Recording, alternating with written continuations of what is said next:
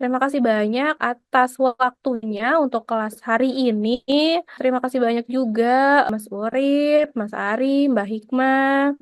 Gimana nih semua teman-teman kabarnya? Semoga kita semua dalam keadaan sehat dan berbahagia selalu. Hari ini kelas pelatihan daring serial pelatihan keorganisasian mobilisasi sumber daya OMS melalui digital fundraising ya teman-teman. Hari ini udah sesi 5 nih, sesi terakhir. Pelatihan daring sesi kelima ini mengambil topik strategi sukses promosi fundraising nih teman-teman.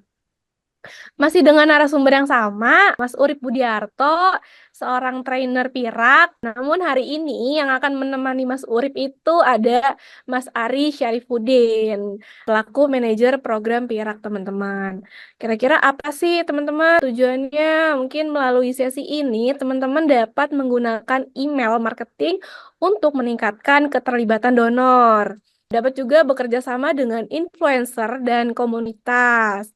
Lalu, teman-teman juga mungkin dapat mengaplikasikan strategi promosi, praktek langsung untuk mengkampanyekan konten dan mencapai hasil yang diinginkan. Kira-kira begitu ya, teman-teman.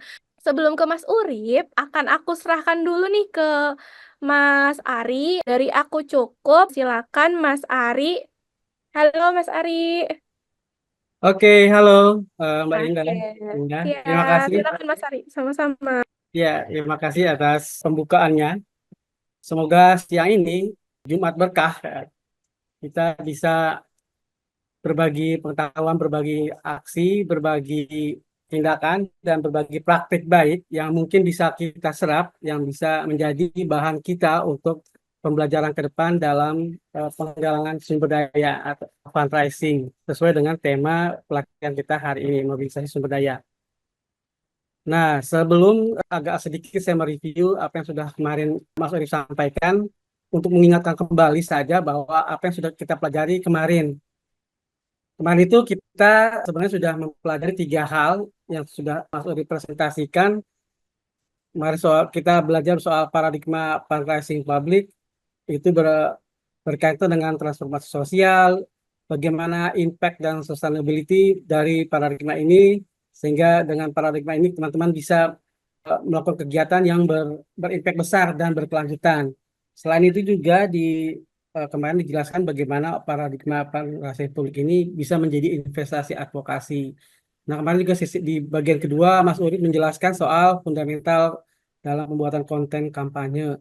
Ada 5 hal yang kemarin sudah dibahas, yang saya coba mengingatkan kembali, seperti siapa calon-calon donatur kita, apa yang akan kita sampaikan ke mereka, call to action-nya apa, kira-kira pesan atau message penting apa yang ingin kita sampaikan. Nah, dari situ bagaimana sih sebenarnya membuat narasi atau pola formula, bagaimana cerita visual yang sudah ditampilkan, lalu bagaimana kita menyesuaikan konteks dari konten sehingga kita bisa membuat sebuah kampanye yang cetar membahana, kira-kira seperti itu. Nah, terakhir Mas Urip kemarin itu mencoba menyediakan ruang bagaimana teman-teman bisa mencari inspirasi, mencari ruang belajar, mencari contoh ruang model belajar. Kita bisa meniru atau melihat bagaimana program-program kampanye yang ada di platform kitabisa.com, atau kita coba main ke global, di global giving, di platform global, sehingga kita bisa meniru ataupun bisa mencoba mempraktekkan apa yang akan kita pelajari hari ini dan ke depan itu bisa jadi sebuah panduan pribadi lah sebenarnya. Nah, hari ini, siang ini, kita akan melanjutkan apa yang sudah disampaikan kemarin, minggu lalu, dalam konteks lebih pada bagaimana membuat strategi yang lebih matang, yang lebih kuat, yang lebih tinggi engagementnya, yang bisa berpengaruh terhadap kampanye kita. Nah, sebelum itu, demikian tambahan dari saya, mempersingkat waktu, silakan Mas Urip untuk masuk ke sesi utama. Ya, baik, terima kasih Mas Ari. Assalamualaikum warahmatullahi wabarakatuh. Selamat siang rekan-rekan semua, Mbak Indah, selamat siang dan semua ya. Selamat siang semuanya. Alhamdulillah bisa silaturahim lagi, bisa ketemuan lagi di siang hari ini setelah kemarin kita bahas mengenai membuat konten ya, supaya nggak kemana-mana dan nanti bisa lebih banyak pertanyaan. Saya lanjut ke ini ya, ke materi dulu. Kemarin kita bicara mengenai konten. Kalau hari ini sebelum ke sana mungkin tadi alhamdulillah sudah dibahas sedikit ya, bahwa tadi Mas Ari bilang beberapa hal yang sudah kita pelajari kemarin, dan ini merupakan sebuah sesi yang ditujukan agar teman-teman sebenarnya setelah memahami persona, memahami isi konten, memahami apa itu elemen-elemen konten dan kemudian bagaimana merancangnya, kemudian juga mengcustomasinya sesuai dengan level journey donatur ya, dari tadi tidak kenal menjadi kenal, dari kenal menjadi mau, dari mau menjadi rutin, dari rutin menjadi loyal, dari rutin loyal sama ya, dari loyal menjadi recommender gitu ya, dari jadi endorser ke yang lain. Nah, itu penting. Kemudian juga media penempatannya. Nah, di media penempatan mungkin yang lebih banyak kita bahas di hari ini. Dan juga gimana kemarin untuk mempermudah, saya ajak rekan-rekan untuk belanja ide konten, ya, benchmarking, bisa ke crowdfunding platform, bisa ke website lembaga lain, bisa ke media sosial lembaga lain, ataupun dengan bantuan AI. Nah, kemarin itu sebenarnya saya mengharapkan rekan-rekan bersedia untuk mensimulasikan ya, kita punya waktu seminggu untuk ceritanya latihan lah ya, tapi ternyata hanya ada satu nih yang submit tugasnya, yang lain belum gitu ya. Jadi ya sudah, nggak apa-apa. Nanti kita akan review sedikit, tapi nggak sekarang, di belakang aja supaya teman-teman dapat gambaran lengkap terkait dengan bagaimana kita menganalisis elemen-elemen dari sebuah draft campaign ya yang rekan-rekan buat gitu ya.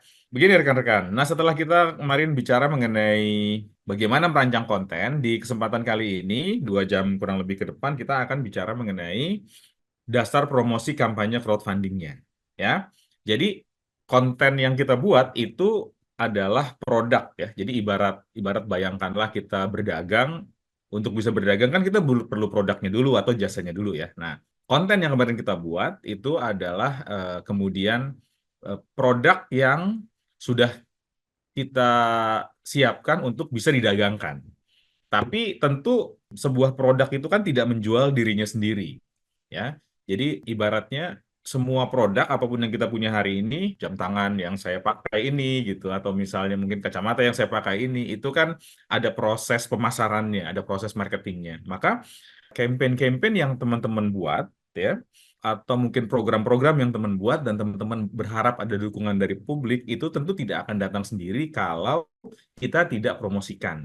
Atau dia tidak diketahui orang, kasarnya kan seperti itu. Kalau kita nggak promosi, ya nggak diketahui orang. Kalau nggak diketahui orang, gimana orang mau tahu? Kalau nggak mau tahu, gimana bisa berdonasi, gitu ya. Kalau dalam istilah anak-anak geng sekarang tuh, kalau tak kenal maka ta'aruf tuh, istilah sekarang, istilah seperti itu ya. Tak kenal maka tak sayang, gitu ya. Kalau di donasi mungkin tak kenal maka tak ada donasi. Maka penting teman-teman setelah memahami cara membuat kontennya, tinggal sekarang gimana cara mempromosikan konten yang sudah kita buat ya. Nah, tentu konten yang kita buat kemarin kan konten untuk ajakan berdonasi. Jadi orientasinya adalah memang untuk menggalang dana donasi publik gitu ya.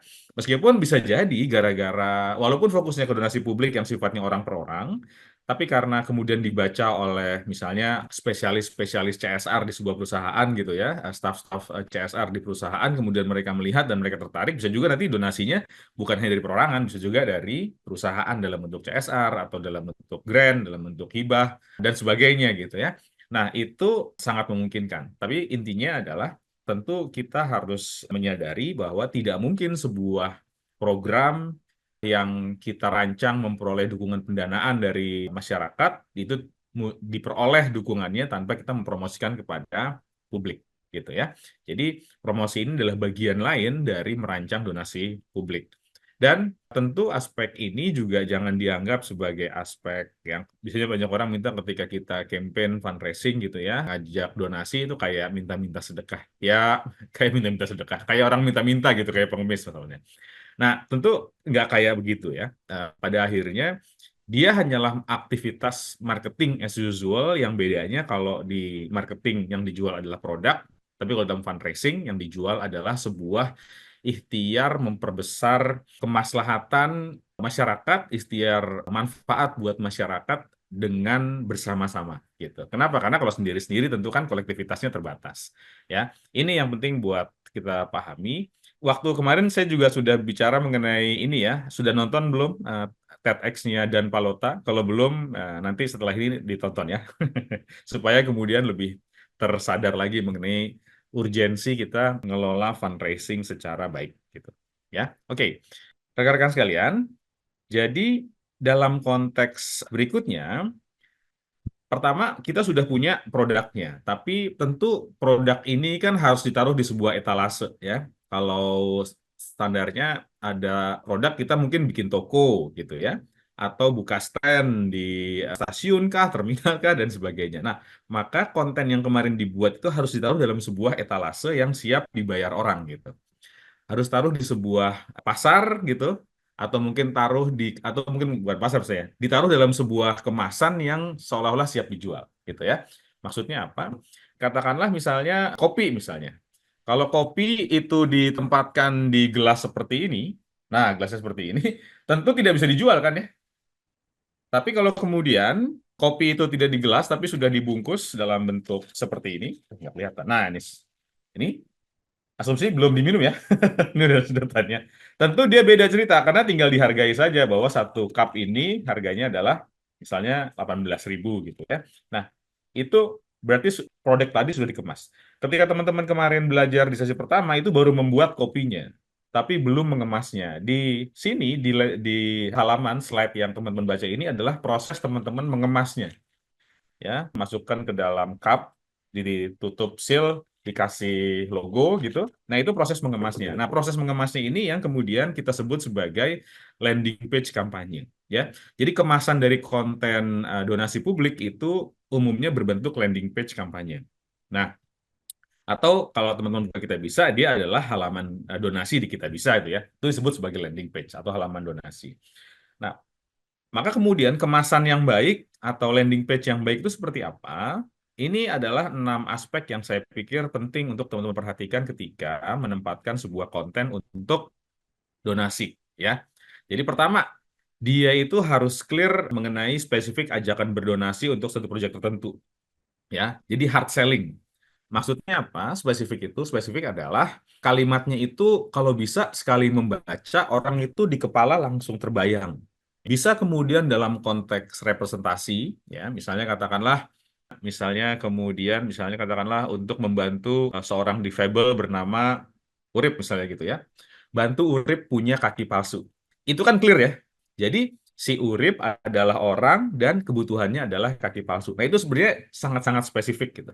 Nah, kemudian selain representasi orang dan juga kebutuhan, bisa juga kemudian dispesifikan dalam bentuk jumlah angka, ya. Misalnya katakanlah gini, hadirkan 1.000 kaki palsu untuk Urip dan teman-teman. Nah, itu sebenarnya bisa juga sebelum model teman-teman gini, hadirkan 1.000 kaki palsu untuk disabilitas miskin, misalnya gitu, disabilitas kurang mampu. Nah, itu berarti angka 1.000, bantu 1.000 kaki palsu untuk disabilitas kurang mampu, 1.000-nya itu lebih spesifik, 1.000 kaki palsu. Jadi di kepala langsung terbayang, oh ada 1.000 kaki palsu yang akan didonasikan gitu. Disabilitas duafa gitu ya, disabilitas kurang mampu, bisa kemudian diterjemahkan jadi lainnya. Misalnya katakanlah disabilitas kurang mampu ini dirubah menjadi kalimatnya disabilitas pemulung TPA Bantar Gebang gitu. Jadi bantu 1.000 kaki palsu untuk TPA Bantar Gebang. Kita kan langsung kebayang tuh ya, pemulung. Mungkin yang di sini mohon maaf kalau bukan orang Jakarta. Bantar Gebang itu sebuah tempat pembuangan air sampah yang tinggi gunungnya itu udah lebih tinggi dari gedung 20 lantai. Jadi saking tingginya gitu. Ya. Nah, misalnya seperti itu. Jadi sana pemulung banyak. Jadi rekan-rekan maksud spesifik tuh seperti itu. Jadi kalau bisa dalam satu kalimat utama itu terbayang di kepala. Jadi tidak berubah gitu ya. Karena kalau misalnya dia agak ngambang sebagai headline itu agak kurang. Ya, jadi yang pertama dan yang kedua itu bagian B ini headline dibuat dengan sasaran yang jelas itu penting ya. Kemarin saya sudah bilang bahwa kalau sebuah landing page dari atas sampai bawah 50% itu hanya melihat gambar dan headline. Hanya 30% yang benar-benar membaca sampai akhir landing page gitu ya. Jadi memang headline campaign dan gambar itu menjadi apa ibaratnya faktor krusial dalam mengemas si landing page donasi ini ya. Itu Itu yang kemudian yang gambar utama ya, gambar utama yang memberikan kesan emosional dan kemanusiaan. Kemarin udah kita bahas gimana caranya fokus, kalau bisa humanis, membangkitkan emosional atau membangkitkan suatu sense rasa indah, bangga, sedih, senang gitu ya. Jadi kalau bisa memberikan efek emosional atau kemanusiaan. Lalu gunakan platform yang tampilannya baik dan memiliki jenis banyak pembayaran ya. Dan loading cepat. Nah, ini penting. Jadi pilih platform. Saya nggak bilang harus kita bisa ya, bisa yang lain silahkan aja. Tapi platform itu kalau dia landing page donasi harus pertama desainnya oke. Jadi ketika dibuka di laptop, tablet, handphone itu kalau bisa nggak ancur-ancuran desainnya. Ada yang dibuka di laptop bagus, di tablet berantakan, di handphone berantakan. Variasinya kurang lebih seperti itu. Maka carilah yang tampilannya dimanapun itu bagus ya, tidak berantakan. Kadang ada hurufnya hilang atau gambarnya terpotong gitu ya. Nah, ketika dari laptop dilihat di handphone, nah itu sebaiknya dihindari. Kemudian yang berikutnya juga dari sisi jenis pembayaran. Semakin banyak jenis pembayaran semakin baik karena orang biasanya menghindari biaya transfer gitu ya. Jadi kalau bisa yang channel pembayarannya itu cukup variatif, baik di sisi transfer bank, virtual account, atau e-wallet. Nah, yang lebih penting lagi loadingnya cepat.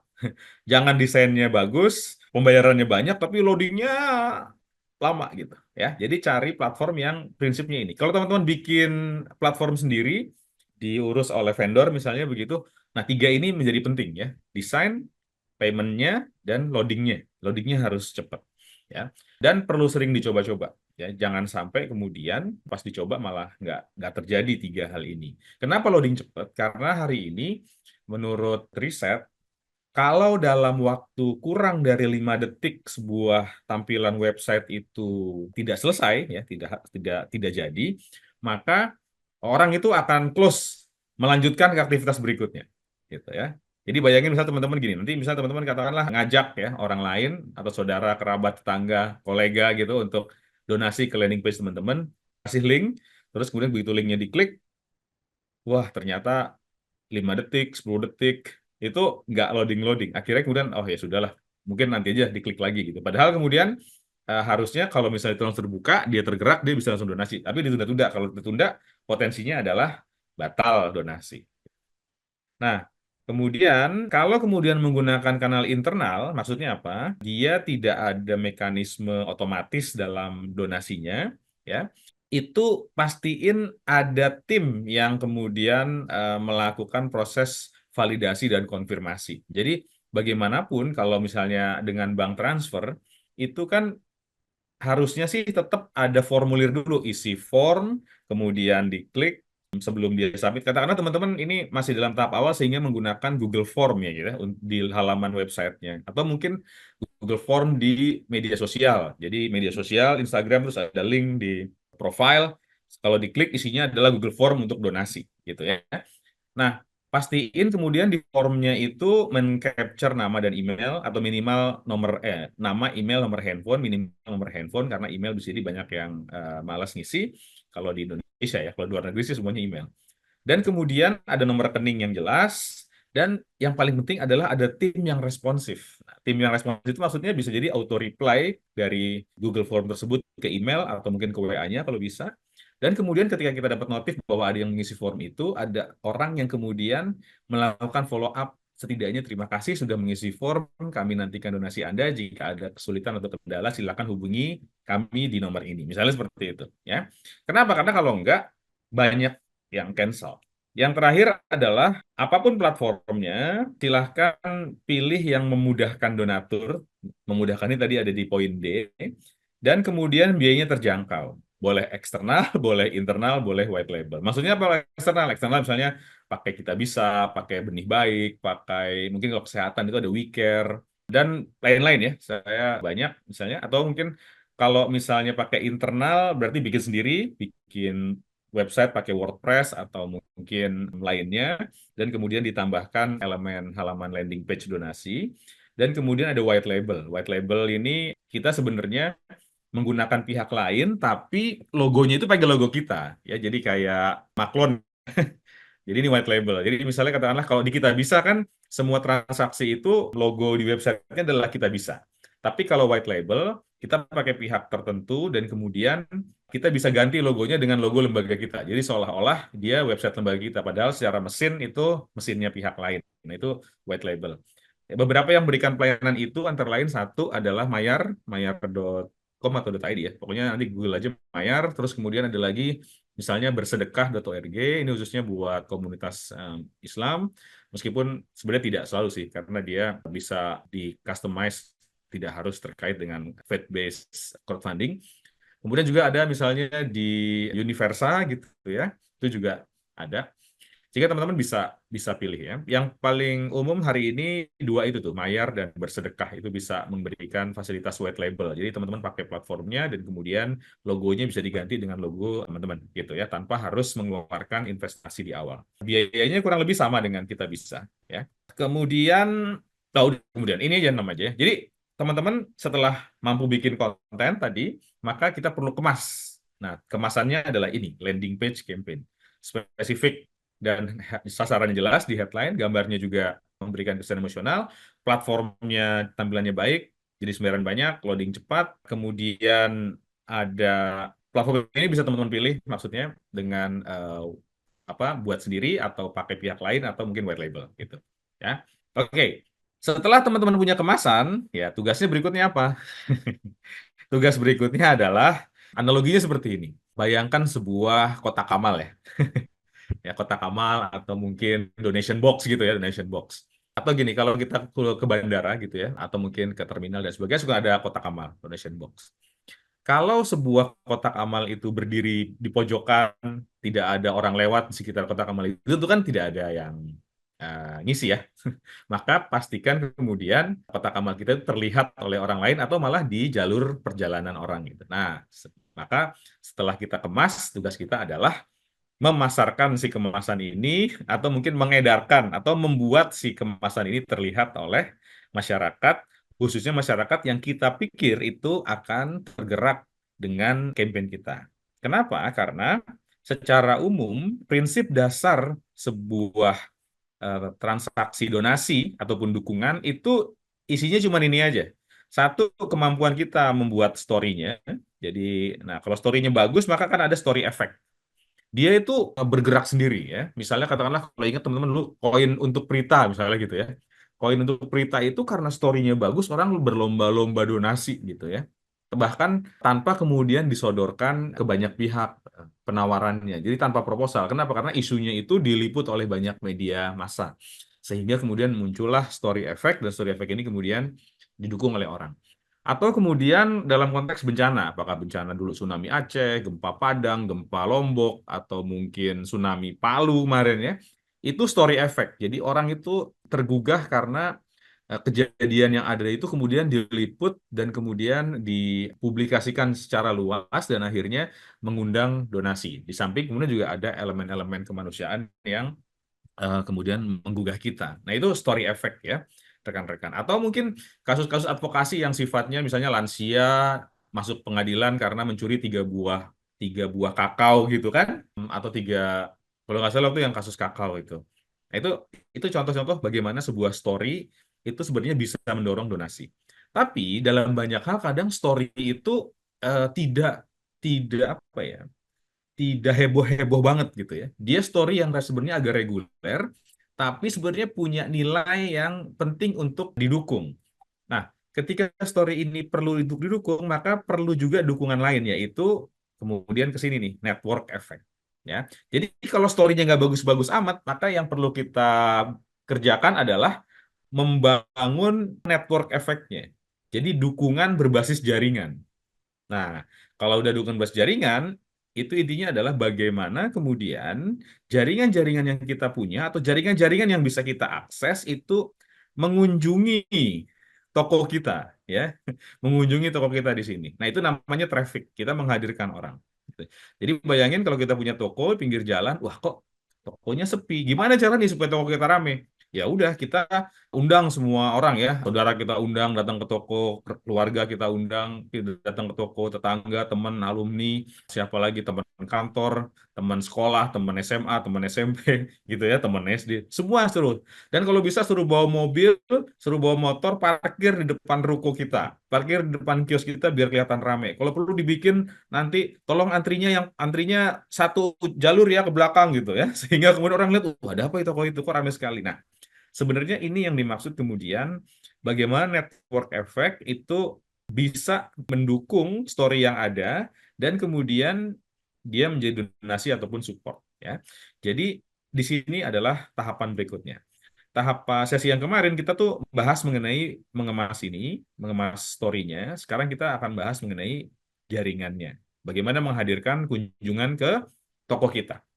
Begitu, teman-teman. Ya, di traffic itu ya tadi di sini sebenarnya trafficnya seperti apa sih dalam konteks digital fundraising? Nah, ini sebenarnya begini. Jadi traffic itu kemudian sebenarnya bisa dari manapun ya. Saya identifikasi setidaknya ada 7 di sini yang bisa teman-teman kerjakan untuk kemudian membuat landing page-nya itu atau landing page-nya atau halaman donasinya itu dikunjungi dan kemudian dari kunjungan itu menghasilkan donasi atau support. Nah, apa aja ini setidaknya yang mungkin bisa kita identifikasi. Pertama, misalnya media sosial. Media sosial ini banyak ya, bisa Facebook, bisa Instagram, bisa TikTok, bisa X atau Twitter, atau mungkin juga misalnya LinkedIn gitu ya. Itu juga bisa masuk di sini. Dan kemudian tugasnya apa? Tugasnya adalah memberikan pengantar supaya mereka mau mengunjungi landing page. Kalau SEO itu singkatannya Search Engine Optimization ya. Itu nanti kita akan bahas setelah ini. Jadi ini adalah beberapa traffic yang kemudian bisa teman-teman coba kerjakan untuk membuat halaman donasinya dibaca oleh orang ya. Nah, setelah dibaca oleh orang, maka tugas landing page tentu adalah menghadirkan ajakan ketergugahan supaya mereka berdonasi gitu.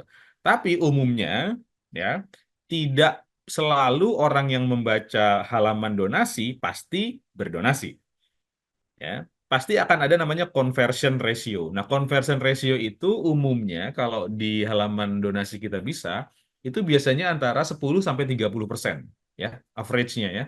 Kisarannya antara 10 sampai 30%. Jadi dari setiap 10 orang yang melihat halaman donasi itu antara 10 sampai 30% biasanya berdonasi.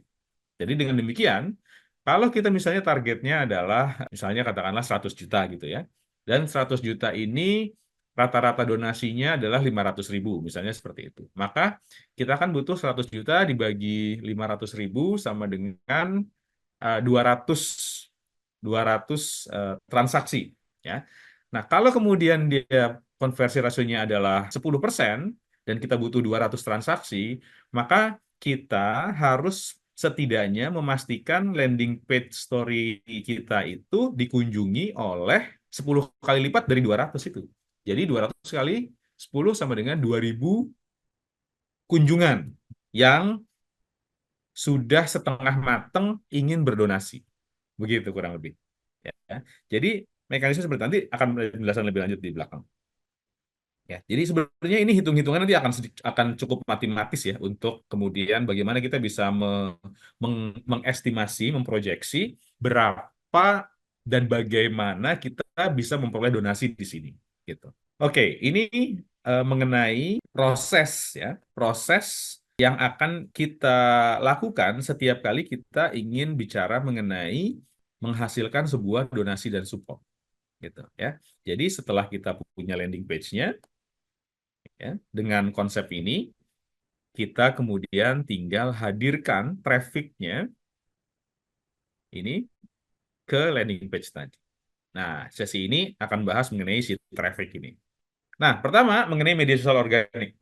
Sebenarnya media sosial itu saya mungkin nggak akan jelasin secara detail ya. Tentu karena tidak ada sesuatu yang apa ibaratnya tidak ada sesuatu yang permanen atau mungkin jurus jurus peluru emas ya dalam konteks media sosial karena media sosial itu terus berubah dari waktu ke waktu secara algoritma, secara pakem-pakem, secara inovasi ya. Misalnya katakanlah Instagram gitu misalnya. Instagram dulu cuma satu single post aja gitu kan di halaman. Sekarang ada istilah carousel. Carousel itu misalnya yang 10 berjejer ke samping ya itu namanya carousel gitu. Terus kemudian juga muncul lagi Reels, kemudian muncul lagi Story, kemudian Reel hadir setelah Story ya. Terus kemudian ada lagi sekarang di Instagram itu catatan ya, notes gitu ya. Itu juga ada sekarang. Jadi itu terus berkembang. Jadi saya akan lebih bahas mengenai prinsip-prinsipnya aja supaya rekan-rekan nanti bisa menganalisis sendiri dan memastikan paham sebenarnya esensi media sosial itu seperti apa. Karena apapun media sosial itu sebenarnya elemennya kurang lebih sama ya. Dia tidak melulu bicara tentang medianya, tapi sebenarnya aspek sosialnya. Ini yang pertama. Jadi teman-teman, media sosial apapun, Facebook, Instagram, YouTube, LinkedIn, X, Twitter gitu ya, X atau Twitter, TikTok misalnya gitu. Dia itu kenapa disebut media sosial? Karena sebenarnya memang dirancang media untuk bersosial. Jadi penting untuk teman-teman jangan menjadikan media itu sebagai platform broadcasting atau satu arah seperti halnya TV, seperti halnya radio, seperti halnya koran gitu ya. Tapi dia itu adalah sebuah media untuk berinteraksi. Jadi fokuslah di aspek sosialnya. Apa maksud sosialnya? Fokusnya adalah mendapat interaksi dari konten. Makanya kemudian semua sosial media biasanya ada love ya, like atau love, kemudian komen dan juga ada share gitu ya. Meskipun kadang juga buat saya screenshot dan kemudian saya share ya, nggak pakai tombol itu. Beda cerita karena mau dikirim ke WA gitu. Jadi lebih enak di screenshot dan di share. Nah itu intinya kayak gitu lah. Jadi pada akhirnya elemen love, like, and share itu sebenarnya elemen utama di media sosial yang perlu lebih difokuskan instead of pesan apa yang mau disampaikan. Gitu ya. Jadi nggak cukup berhenti pesan apa yang mau disampaikan, tapi kemudian bagaimana menyampaikan pesan ini sehingga memperoleh interaksi dari yang mereview, memperoleh interaksi dari yang membaca, yang menonton gitu. Jadi fokuskan di aspek sosialnya. Jadi ketika teman-teman bikin konten di platform lembaganya, platform projectnya, atau mungkin aspek teman-teman sendiri, fokuslah kemudian juga pada bagaimana mendapat interaksi dari konten, gitu ya. Apakah love, apa like, atau share. Kenapa? Karena, ataupun save misalnya gitu ya. Kenapa? Karena sebenarnya itu esensi dari media sosial. Tentu kemudian berarti apakah memang Mas Utip itu media sosialnya dapat dapat love like share save banyak yang belum tentu juga gitu karena tergantung misinya kan kalau saya mungkin kalau teman-teman ke platform media sosial saya Urip Budiarto gitu ya itu mah buat asik-asikan saya sendiri pribadi aja saya nggak ada misi untuk jadi selebriti di media sosial tapi kalau teman-teman amati semua influencer endorser influencer selebgram gitu ya itu pasti mereka sangat mampu untuk mengundang love, like, share, and save. Ya, apakah secara nilai kualitas kontennya, apakah secara kelucuan kontennya, atau mungkin nggak jelasan kontennya bisa jadi juga. Tapi karena mereka artis dan sebagainya, ya begitulah. Gitu ya. Jadi fokus di aspek sosial. Nah, kemudian yang kedua, media sosial itu sebenarnya terbagi menjadi dua. Ada yang basisnya authority platform, ada yang basisnya distribution platform. Contoh yang authority platform itu adalah Facebook dan Instagram. Maksudnya apa? Bahwa kalau teman-teman posting di dua kanal ini, FB, Instagram, maka sepertinya sih yang akan melihat itu adalah mereka yang nge-follow atau friend atau follow atau friends ya. Follow atau friends dari akun tersebut. Jadi semakin banyak followersnya, maka ya semakin banyak yang lihat. Kalau followersnya sedikit, ya dia akan sedikit juga yang lihat. Jadi basisnya adalah authority platform. Beda cerita dengan distribution platform. Kalau distribution platform itu dia nggak melihat jumlah followernya. Yang dia lihat itu adalah topiknya dan kemudian interest dari orang-orang yang melihatnya. Jadi dia distribusikan berdasarkan topik-topik yang dibaca oleh si platform. Ya. Misalnya kalau misalnya teman-teman bikin topik tentang lingkungan, maka akan disodorkan ke orang-orang yang suka dengan lingkungan. Kalau teman-teman bikin topik tentang pendidikan, disodorkan ke orang-orang yang suka dengan pendidikan. Jadi basisnya adalah distribution platform. Dia akan mencari gini, oh ini topiknya tentang pendidikan nih. Oh ternyata si Urip itu suka terkait dengan pendidikan. Saya codorin ke Urip gitu. Karena apa? Karena kalau distribution platform itu prosesnya bukan berbasis authority tapi berdasarkan interest tadi. Jadi disebar berdasarkan interest-interest. Contohnya apa? Contohnya itu adalah TikTok. Ya, ini yang pertama sebenarnya sebelum TikTok itu YouTube. YouTube itu hadir dan Twitter atau X itu hadir sebagai distribution platform, bukan sebagai authority platform. Jadi teman-teman bikin topik di YouTube nggak perlu punya subscriber banyak, di X itu nggak perlu punya follower banyak untuk tiba-tiba kemudian viral gitu. Ya, kenapa? Karena dia basisnya adalah interest, bukan authority.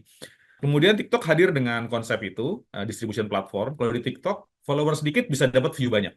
Tapi kalau di Instagram jarang, follower dikit dapat view banyak. Kecuali teman-teman mainnya di Reels. Kalau di Reels itu dia bisa menjangkau orang-orang yang belum jadi followers. Jadi TikTok, Reels, YouTube, X itu basisnya distribution platform. Topik topik tertentu yang didorong. Nah, tapi pertanyaannya gini, kok punya saya nggak banyak yang lihat ya? Oke. Nah, ternyata walaupun dia distribution platform, bisa dapat jangkauan banyak meskipun followersnya sedikit, itu dia prosesnya itu berbasis evaluasi kolam per kolam ya. Ini asumsi misalnya di TikTok. Infonya di TikTok itu cara kerjanya adalah seperti ini. Pertama tuh dia akan apa gini, akan dorong kontennya teman-teman itu di sebuah kolam awal. Kolam awal ini kabarnya antara 50 sampai 500 orang. Kalau di kolam 50 sampai 500 orang ini dapat respon yang positif, banyak yang love, banyak yang like, atau mungkin banyak yang share atau banyak yang save, maka dia lulus ujian pertama dan baru akan disodorkan ke kolam yang lebih besar, kolam 500 sampai 5.000. Nah, di kolam itu, kalau kemudian dia berhasil juga dapat engagement yang bagus ya, love, like, share, save, dan ya, bagus, baru dia akan dilempar lagi ke kolam yang lebih besar, gitu ya. Jadi konsepnya seperti itu. Kalau kemudian dia nggak lolos di kolam kedua, dia nggak akan naik ke kolam yang lebih besar. Itu cara kerjanya. Jadi nggak langsung disebar ke semua orang, disebar dulu dalam kelompok-kelompok kecil sesuai dengan topik yang ada. Nah, gitu bagaimana cara kerja distribution platform. Sepertinya sih mungkin Reels, YouTube, dan X itu punya konsep yang sama. Nggak semuanya akan langsung ke kolam besar, pasti akan mulai dari kolam kecil dulu, dites dulu. Jadi kayak testing dulu oleh algoritma sosial medianya. Ya. Berikutnya, teman-teman tuh nggak perlu pusing mengenai viralitas ya. Karena apa? Karena dalam konteks organik, yang penting itu sebenarnya awal adalah konsistensi dengan pola konten yang benar. Ya, konsisten itu apa? Misalnya katakanlah sehari satu atau sehari dua ya, jangan banyak-banyak juga. Sehari satu, atau sehari bahkan seminggu tiga gitu misalnya. Nggak apa-apa juga gitu. Yang penting rutin. Tapi rekomendasi saya adalah sehari satu ya. Dengan pola kontennya satu, ada hook. Hook itu headline maksudnya yang menarik. Kemudian ada nilai tambah ya. Apa sih yang teman-teman sampaikan ya? Nilai tambahnya apa, informasi apa yang teman-teman rasakan menarik diketahui oleh audiens, cerita yang kemudian menginspirasi, atau mungkin hal-hal yang perlu dikhawatirkan. Nah, hal-hal seperti itu sebenarnya bisa. Jadi teman-teman bisa mencari tahu kira-kira hal seperti apa yang kemudian dibutuhkan oleh calon donatur teman-teman. Gitu ya. Siapa mereka? Ya, itu sesuai dengan persona kemarin. Kira-kira teman-teman mau arahkan kemana konten ini, gitu. Ya. Dan engagement. Ya, pastiin kemudian juga ada ajakan-ajakan untuk berinteraksi. Nah, polanya seperti ini aja. Ada hook, headline yang menarik, ada nilai tambah, ada engagement. Bagaimana hook yang menarik? Ya, nanti kita bisa cermati belanja ide dari konten-konten yang serupa. Ya. Kemudian yang berikutnya ini prinsip ketika bermain media sosial secara organik. Organik ini maksudnya ini ya, tidak pakai iklan gitu. Penting teman memahami bahwa media sosial itu adalah seputar attention battle, perang perhatian. Ya. Jadi orang-orang yang kita target di media sosial itu sebenarnya tidak sedang dalam konteks mencari konten kita atau ingin mengetahui lebih lanjut tentang proyek lembaga kita atau ingin mengetahui lebih lanjut tentang program lembaga kita atau program itu sendiri gitu ya. Dia tuh kita tuh bersaing dengan banyak konten di sosial media itu ya, konten tetangganya dia, konten temannya dia, konten saudaranya dia gitu kan, konten anaknya dia mungkin bisa jadi juga. Nah, ini perang perhatian. Maka penting tahapan-tahapannya tadi, ada hook, ada nilai tambah, ada engagement. Hook itu untuk membuat mereka apa sih ini gitu, apa sih ini, berhenti dulu, berhenti sebentar. Nah, itu tugas hook tuh, bisa gambarnya, bisa headline-nya, bisa videonya misalnya, pokoknya 3 detik pertama video itu misalnya itu untuk hook gitu. Jadi kayak jangkar gitu ya. Nah, itu attention battle. Dan sebenarnya kenapa prosesnya ini juga penting diperhatikan? Pada akhirnya media apapun yang kita pakai, apakah FB, Instagram, LinkedIn, TikTok, Reels, YouTube, X gitu ya. Semua platform media sosial itu berharap orang itu berlama-lama di platformnya dia. Jadi pemiliknya TikTok itu berharap orang tuh nggak keluar-keluar dari TikTok. Kalau bisa nggak perlu kerja gitu. 24 jam sehari TikTokan aja gitu ya kalau perlu gitu ya. YouTube juga begitu. Nah, YouTube tuh berharap semua orang tuh nonton YouTube terus nggak nonton yang lain gitu ya. Makanya kemudian ada muncul rekomendasi autoplay gitu ya. Jadi seolah-olah gitu tuh ditawarkan terus sesuatu yang menarik untuk kita simak. Semua media sosial itu senang kalau media sosialnya dipakai untuk berlama-lama di tempatnya dia dan nggak keluar dari media sosial mereka. Sehingga tentu konten-konten yang membuat orang berlama-lama di platform mereka itu akan sangat disukai dan direkomendasikan ke para viewers yang lain. Plus minus ya, buat kita gitu yang kemudian banyak kerjaan, terus tiba-tiba scrolling, tahu udah 2 jam.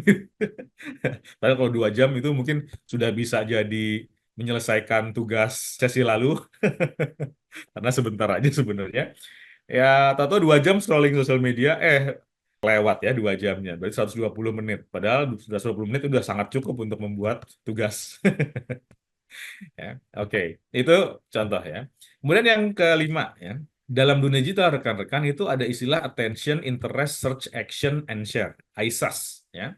Itu kabarnya adalah pola pengambilan keputusan digital hari ini. Jadi pertama begitu orang tertarik, kemudian berminat, dia nggak langsung action, dia itu search dulu ya, langsung ke Google, nge-search, kemudian baru action. Karena setelah yakin, setelah valid, baru action. Setelah action, oh dia suka dengan programnya, maka dia share. Maka kalau kemudian teman-teman berusaha untuk menggalang donasi ya, katakanlah walaupun pakai crowdfunding platformnya kitabisa.com gitu ya. Tapi mungkin teman-teman juga perlu memastikan punya website terindeks di Google dan media sosial aktif. Kenapa? Karena khawatirnya begitu dia lihat campaign teman-teman tertarik, ini lembaganya bener nggak sih? Dia switch halaman ke Google, klik gitu ya. Jadi misalnya katakanlah siapa di sini Nipah Indonesia. Katakanlah Mas Fahril bikin landing page sebenarnya di Kitabisa dan kemudian setelah itu orang tertarik. Setelah tertarik maka dia terus masuk ke Google dan kemudian klik Nipah Indonesia. Kira-kira keluar nggak di Google itu? Website kah atau mungkin sosial media akun kah gitu ya, karena biasanya akan muncul yang paling relevan kan. Nah kalau akun media sosialnya namanya sama Nipa Indonesia gitu ya, nah, akun Instagramnya misalnya atau akun Facebook mungkin akan nongol. Dan kemudian ada review jelek nggak di situ? Misalnya begitu pertama baru buka Nipah Indonesia, terus satu website, yang kedua Instagram, yang ketiga jangan ada satu posting gitu misalnya di Kumparan misalnya gitu, jangan pernah donasi ke Nipah Indonesia, penipu lah gitu. Wah itu merusak reputasi banget itu, review orang yang ketiga itu muncul di halaman Google. Nah kalau itu keluar, sebenarnya teman-teman lagi kena resiko reputasi. Nah resiko reputasi itu harus segera diatasi gitu. Ya. Nah itu beberapa contoh misalnya bagaimana attention, interest, search, action itu berjalan. Dan kemudian kalau di search itu hasilnya bagus-bagus, misalnya kemudian ada review lembaga terbaik, ada review misalnya ada blog sebuah blogger menariknya menariknya bersama Nipah mengunjungi menjaga hutan Indonesia, misalnya begitu ya. Asiknya bersama Nipah menjaga hutan Indonesia, misalnya seperti itu. Dan itu ditulis oleh seorang blogger, dan ketika baca reviewnya, wah itu bagus sekali. Wah itu malah sebuah dukungan yang penting. Kalau memang ada rekomendasi seperti itu ketika orang ngeklik Google, maka dia akan langsung balik lagi ke halaman kita bisa klik donasi, gitu ya. Dan kalau kemudian donasi itu update-nya bagus, program-programnya dilaporkan secara rutin, donasinya di akuntabilitasnya juga jelas, dia akan share. Kemarin aku jadi volunteer ikut donasi di Nipah, ternyata Nipah itu punya begini-begini loh. Teman-teman kan kita lagi punya proyek lingkungan nih, kenapa nggak kita kerjasama sama Nipah? Nah, itu contoh share yang terjadi di lapangan ya. Jadi attention, interest, search, action, action itu adalah kondisi hari ini ya. Teman-teman juga pasti kalau mau beli apapun kan sekarang setelah baca Tokopedia gitu, terus kemudian minat, nggak langsung beli. Kadang-kadang kan kita search dulu gitu. Apalagi merek-merek misalnya pengganti boykot misalnya gitu ya. Nah, yang F, arahkan ke transaksi ya, impact, urgensi, dan emosi. Jadi kenapa? Karena kita pakai media sosial organik ya. Media sosial organik itu tentu ada keterbatasan. Karena organik maka yang jangkauannya itu nggak banyak-banyak amat, kecuali kita bisa bikin secara viral gitu ya. Tapi insya Allah pasti akan ada yang baca sedikit banyak. Maka kalau di tahap-tahap awal saya sarankan teman-teman fokus di ini misalnya TikTok, Reels, YouTube, X juga bisa ya. FB dan Instagram itu opinion apa ibaratnya ya, lingkar kedua. Lingkar pertama itu sebenarnya di sini. Kenapa? Karena di sini tidak membutuhkan followers yang banyak dan teman-teman bisa menjangkau orang secara luas ya. Khususnya TikTok gitu. Walaupun mungkin TikTok lebih banyak Gen Z-nya ya. Punya duit atau enggak? Ya who knows lah. Tapi biasanya TikTok hari ini menjadi TikTok dan Reels lah kurang lebih ya. Itu bisa menjadi alat untuk membuat teman-teman menjangkau lebih banyak orang tanpa memiliki followers yang banyak ya. Juga YouTube, ya. YouTube itu juga. Jadi mungkin fokus di sini baik. FB, Instagram, LinkedIn itu basisnya followership. Jadi bisa bertahap gitu. Dominasi soft selling dibanding hard selling ya. Karena ini organik maka jangan terlalu sering hard selling. Hard selling mungkin rasionya mungkin 1:4 gitu ya. 1 kali hard selling, 4 kali soft selling. Jadi soft sellingnya lebih banyak dibandingkan hard selling. Kemudian sesuaikan jenis media sosial dengan karakter konten. Kalau teman-teman mainnya di Instagram, mungkin baiknya kualitas fotonya artistik ya, gitu, sinematik lah misalnya gitu. Ya. Kalau teman-teman main di TikTok mungkin bisa lebih alami, natural gitu.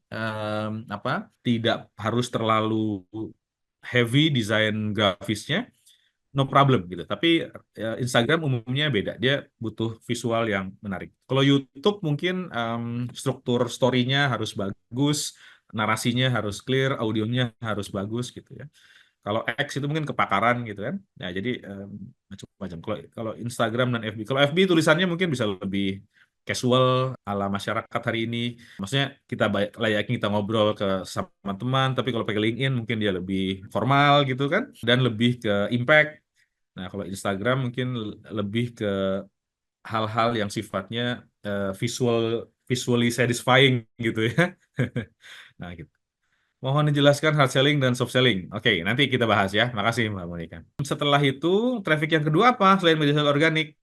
Search engine optimization. Apa sih search engine optimization? Tadi sebenarnya sudah sekilas saya bahas. Jadi karena orang itu menggunakan masih banyak yang menggunakan Google untuk mencari informasi. Search engine optimization itu adalah sebuah upaya untuk membuat landing page kita itu dikunjungi oleh banyak orang dengan cara menghadirkan banyak artikel-artikel yang terindeks di Google, di mana di akhirnya itu mengarahkan ke landing page kita di Kita Bisa, misalnya seperti itu ya. Kita pakai katakanlah sekarang pakai Kita Bisa, sepertinya ke landing page nasi, gitu, ya. Jadi pertama mungkin tahapan, misalnya sebagai contoh pertama, misalnya gini, katakanlah kita programnya adalah ini, tanam pohon, ya, sedekah apa, misalnya donasi tanam pohon. Nah, donasi tanam pohon itu, kalau dengan mekanisme search engine optimization, itu caranya misalnya katakanlah kita bikin artikel bisa di website kita, atau mungkin di tempat lain, di Kumparan, di Detik, di Tempo misalnya gitu, atau mungkin di kompas.com gitu ya. Intinya aspek bloggingnya di mana dia memberikan pengantar awal yang membuat orang ingin baca lebih lanjut, tapi kemudian di belakangnya kita arahkan untuk landing page dia. Misalnya katakanlah kita blogging tanam pohon ya. Kita artikelnya bisa seperti ini. Tanaman penghasil terbaik cocok untuk ruanganmu. Sebenarnya kita nggak berencana untuk membuat dia mengajak donasi tanam pohon. Tapi kita sebenarnya menghadirkan sebuah bridging jembatan di mana orang itu sedang misalnya ada orang yang lagi nyari tanaman yang bisa membuat rumahnya lebih nyaman, lebih segar gitu ya. Nah, akhirnya dia ketemu artikel ini. Tanaman penghasil yang terbaik cocok untuk ruanganmu, ya. Nah, ketika dibaca nanti artikelnya, di akhirnya baru itulah tadi beberapa tanaman penghasil oksigen terbaik yang bisa kamu pilih. Tapi ada baiknya kamu juga dukung program sedekah pohon atau mungkin program donasi pohon untuk membuat Indonesia lebih banyak oksigennya. Klik link ini untuk donasi tanam pohon di Indonesia, misalnya seperti itu. Ya, ini kalimatnya sederhana aja, kita bisa nanti revisi lagi. Nah, itu bagaimana contoh kita menggunakan search engine optimization. Tentu ini hadir ketika dia ke Google, kemudian dia ngetik misalnya tanaman penghasil oksigen, misalnya gitu ya. Atau gitu, tanaman untuk ruangan. Nah, ini yang keluar misalnya artikel ini. Gitu. Nah, mengidentifikasi kata kunci itu adalah bagian pertama dari istilah search engine optimization. Ya. Kemudian setelah kita tahu kata kuncinya, kita kemudian optimasi kata kunci dengan membuat artikel yang berkualitas. Tambahkan ajakan donasi di akhir, dan kemudian pastikan artikel terindeks Google konsisten berbanyak konten. Jadi semakin banyak kontennya yang relevan, itu semakin baik untuk proses ini. Ya. Bagaimana mengidentifikasinya? Nanti kita bahas ya setelah semua traffic saya jelaskan. Kemudian yang berikutnya kita ke bagian ketiga, traffic ketiga. Traffic ketiga melalui YouTube fundraising. Ya, gampang lah. Intinya bikin video di YouTube dan kemudian berikan call to action di akhir video ataupun deskripsi yang ada di link landing page gitu ya. Jadi kita bikin videonya yang bagus Ya. Misalnya ini dari Hutan Itu Indonesia nih, dia bikin video tentang menyapa keasrian alam di Desa Lemonakal, Bengkulu Utara. Begitu. Ya, ini misalnya videonya. Ini kalau dilihat videonya itu bagus sekali, sangat visually satisfying. Dan kemudian sebenarnya di deskripsi bisa nanti kalau mau donasi ada. Ya. Nah, ini prinsip dasarnya buat storyboard video yang bagus, ya. Dan kemudian kualitas videonya kalau bisa bagus, audionya juga harus bagus karena supaya jelas ya sebenarnya. Kemudian call to action di akhir video. Video ini dipersembahkan oleh Hutan Itu Indonesia. Membangun, eh, dukung kami menjaga hutan Indonesia tetap bisa dinikmati oleh anak cucu kita. Klik link yang ada di deskripsi misalnya gitu ya.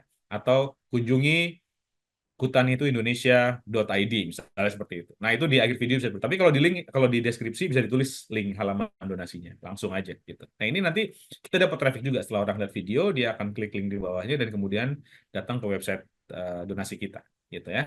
Kalau mau belanja ide, kemarin saya cerita mengenai ourbetterworld.org ya, dan juga video sejenis lain di tetangga sebelah ya, silahkan aja. Nah, ini YouTube fundraising bisa juga teman-teman bikin ya. Semakin banyak videonya, semakin bagus tentu ya. Dan seperti saya bilang tadi, kalau videonya bagus, sering direkomendasi sama YouTube, mungkin akan lebih banyak lagi yang melihat.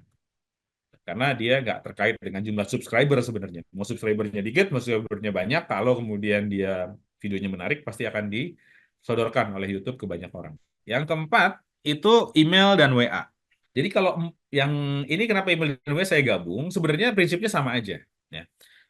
Tapi banyak orang mungkin kurang cukup memanfaatkan ini hari ini terkait email dan WA ya. Bahkan saya lebih banyak terima WA sebenarnya. Kalau email itu jarang saya terima ya. Tapi ini saya kasih contoh ya, satu email yang menarik untuk kita nanti analisis. Jadi sebelum ke sana, prinsip ketika menggunakan email ataupun WA fundraising sebenarnya gini.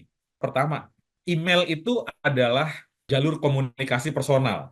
Sehingga sebenarnya basicnya itu dia data adalah data sensitif, data rahasia, data yang tidak suka untuk diberikan ke orang lain gitu ya. Dia itu kayak data yang kalau orang lain misalnya sesuatu yang kemudian kalau orang nanya cukup sensitif gitu, nggak mau terlalu sering diganggu gitu ya. Sebenarnya seperti itu maksudnya.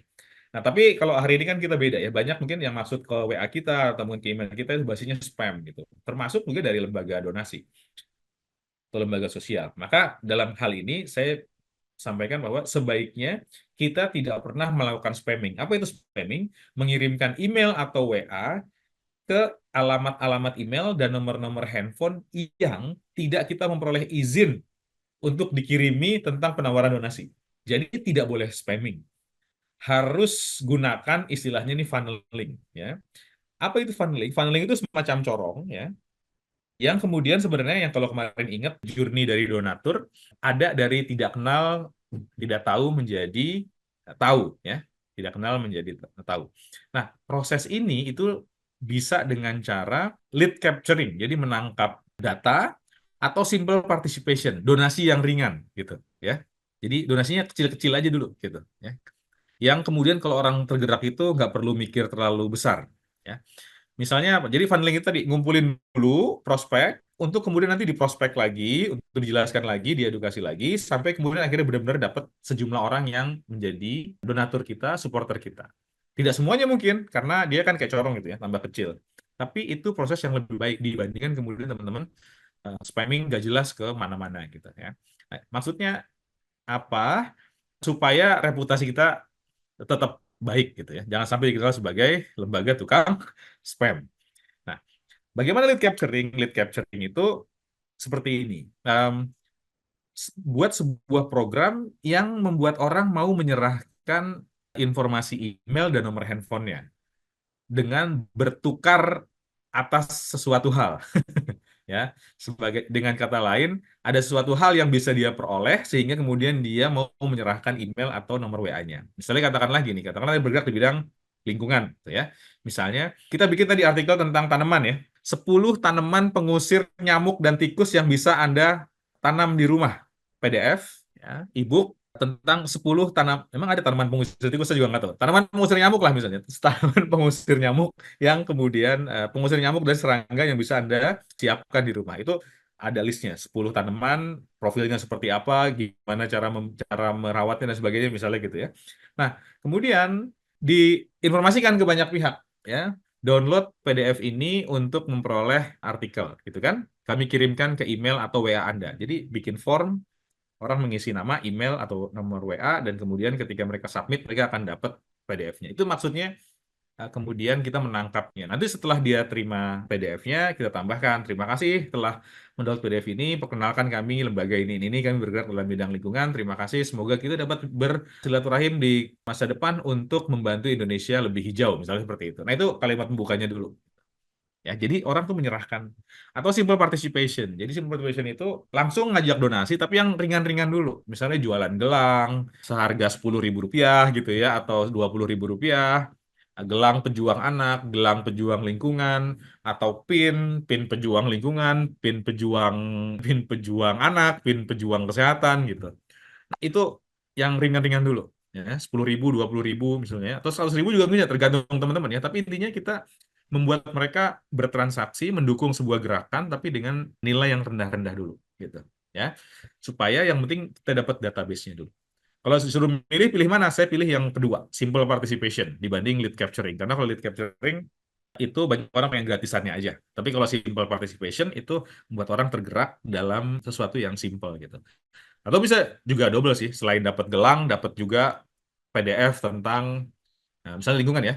Selain dapat gelang pejuang lingkungan, mereka dapat juga e-book tentang PDF tentang 101 cara mengolah sampah tanpa harus membuangnya ke bak sampah, misalnya seperti itu. Oke, yang kedua, terapkan engagement dan nilai tambah. Ya. Nah, tadi sebenarnya ini maksudnya setelah tadi lead capturing atau simple participation, nah lalu diinteraksi terus ya, dikasih edukasi, dikasih informasi tentang perkembangan program teman-teman, dan kemudian baru diajak ke donasi yang lebih besar, donasi yang 100.000-an, 200.000-an, 1 jutaan, dan seterusnya. Jadi bertahap gitu, nggak langsung minta yang besar. Ya. Kemudian dalam konteks email dan WA, itu kita menulis untuk orang ya, write for a person, jadi satu. Karena di awal kan kita bicara mengenai persona ya. Jadi write for a person. Personanya itu ditetapkan. Dan kemudian kalau kita bikin konten email atau WA, bayangan itu kita lagi nulis, bayangan kita lagi ngobrol ke orang tersebut. Ke orang tersebut, bukan ke orang-orang ya. Ke orang tersebut. Karena semua email dan WA itu biasanya dibaca oleh satu orang. Jarang email dan WA kan nggak dibaca oleh banyak orang ya. Misalnya katakanlah, ada saya misalnya gitu. Dapat WA nih dari Mbak Nur Hikmah. Terus, teman-teman, saya dapat WA dari Mbak Nur Hikmah, kan nggak gitu. Ya, begitu dapat WA kita baca. Yang baca itu adalah Urip Budiarto gitu, ya. Yang baca itu adalah Mbak Nur Hikmah, yang baca itu adalah Mbak Indah. Jadi personalisasi itu penting, ya. Kita itu sedang ngobrol dengan satu orang ketika nulis email dan WA. Nah, kemudian juga penting untuk interaksinya konsisten dan follow up, tapi mungkin juga tidak terlalu sering. Rekomendasi saya adalah seminggu itu 2-3 kali, jangan lebih dari itu. Kemudian penting juga untuk mencermati mana email yang tidak aktif, mana WA yang tidak aktif gitu ya, dan diaktifasi kembali untuk kemudian berinteraksi. Ya. Khusus untuk WhatsApp, saran saya adalah kalau teman-teman punya landing page donasi, sedang mengajak donasi, jangan pernah mengajaknya melalui grup. Kecuali grupnya itu sudah sangat-sangat teman-teman kenal baik sekali. Itu pun juga last option lah, list option. Option yang paling utama, japri per orang. Sapa layaknya teman-teman menyapa teman sahabat. Ya. Sapa namanya, tanyakan kabarnya, doain dia dulu, terus kemudian baru kemudian ya kita ngobrolin tentang apa yang kita mau gitu ya. Jadi basisnya seperti itu. Kenapa? Karena itu bergerak sama orang. Sekali lagi ya, bukan sekelompok orang. Nah, ini ada contoh sebelah kanan adalah bagaimana Basnas ya. Basnas itu Lembaga Zakat, Badan Zakat Nasional. Mereka cukup konsisten untuk email dan sudah menggunakan teknik-teknik marketing, email marketing yang baik ya. Misalnya katakanlah nih, mereka tidak menggunakan pengirimnya itu Basnas, tapi langsung menuliskannya nama direktur fundraising-nya. Jadi M. Arifin Purwakananta. Bukan Basnas sebagai nama di subjek ya, tapi maksudnya sebagai nama pengirim, tapi nama direkturnya. Jadi seolah-olah ada orang ngirim ke Urip Budiarto, orang ngirim ke orang. Dan kemudian dia menyapa juga sini ya, Urip Budiarto. Cuman memang ada kelemahannya. Kelemahannya adalah ini masih bapak atau ibu. Berarti kan Dia nggak tahu bahwa saya kalau udah Uri Budiarto harusnya bapak aja, nggak perlu ibu gitu kan. Nah, tapi mungkin bisa jadi karena form yang diisi oleh saya waktu berdonasi ke mereka itu tidak menyertakan panggilan. Nah, karena tidak menyertakan panggilan, supaya kemudian menyapa lebih maka tulisnya bapak atau ibu. Yang lebih personal lagi sebenarnya langsung nama panggilan. Yang terhormat, misalnya gini, Bapak Urip, karena kita terus berzakat, terus gitu ya, misalnya. Terima kasih Bapak Urip, terima kasih untuk berdamai, seperti itu. Nah, itu sebenarnya lebih menarik untuk lebih personal lagi, ya. Dan tidak selalu hanya di depan aja. Bisa di akhir juga disebutkan lagi namanya, di tengah juga disebutkan lagi. Sering-sering aja disebut gitu. Itu juga boleh. Ya, ini traffic yang keempat, teman-teman, terkait dengan email dan WA fundraising. Lalu yang berikutnya terkait dengan FB dan Instagram Ads. Nah, orang kalau dengar fundraising campaign itu pengennya iklan aja gitu ya. Padahal ini baru salah satu. Tapi cara paling cepat. Tapi ada biayanya gitu. Di FB dan Instagram ini traffic kelima sebenarnya setelah semua tadi. Semuanya silahkan dikerjain dulu yang organik-organik ini. Tapi kalau kemudian mau cepet ya pakai duit, harus ada modalnya. Uang mungkin bukan segala-galanya, tapi segala-galanya butuh uang. Nah, kayak gitu. Dan ya yang dicari sama teman-teman pemilik platform Facebook, Instagram, TikTok dan sebagainya kan memang dari iklan ya. Karena kan gratis makanya. Jadi otomatis ya yang organik-organik belakangan. Tapi kalau yang pakai iklan, langsung cepet gitu disodorin ke banyak orang gitu ya. Jadi teman-teman, kalau emang ada anggaran, pakailah iklan. Dan iklan itu bisa dua, iklan FB Instagram, ada juga iklan Google. Nah, dibanding pakai dua-duanya, mendingan anggarannya sementara ini di FB dan Instagram Ads saja dulu gitu ya.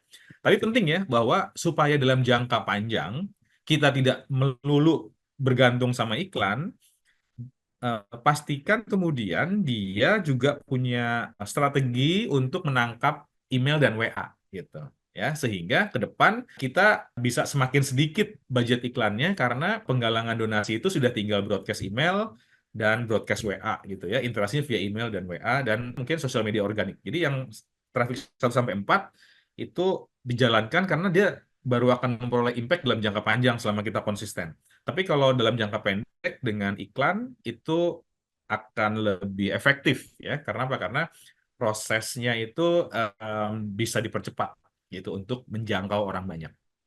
Dengan kata lain gini, kalau kita pakai organik itu sama aja. Misalnya bayangkanlah kita di sebuah pasar gitu ya. Terus kita mau ngajak orang berdonasi. Maka kalau kita organik itu kita mengandalkan pada diri kita secara pribadi keliling, nawarin dari satu orang ke orang lain gitu ya. Dari satu pintu ke pintu, dari satu orang ke orang gitu ya.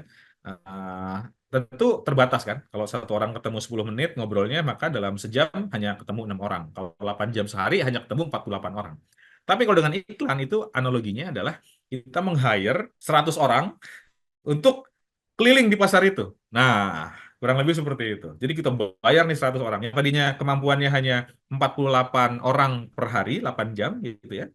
Sekarang menjadi 48 kali 100, 4.800 orang dalam sehari yang bisa ditemui. Masa sih hasilnya nggak ada gitu kan? Kalau yang kita dengan 48 dengan hanya kita sendiri 48 orang itu kita dapat 4 transaksi, maka kalau kita pakai 100 orang yang kita bayar, ya kurang lebih 4 orang dikali 100 dapat 400 transaksi. Nah, kemudian sebagai penekanan, FB dan Instagram Ads rekan-rekan, ini adalah platform demografi dan psikografi detail ya.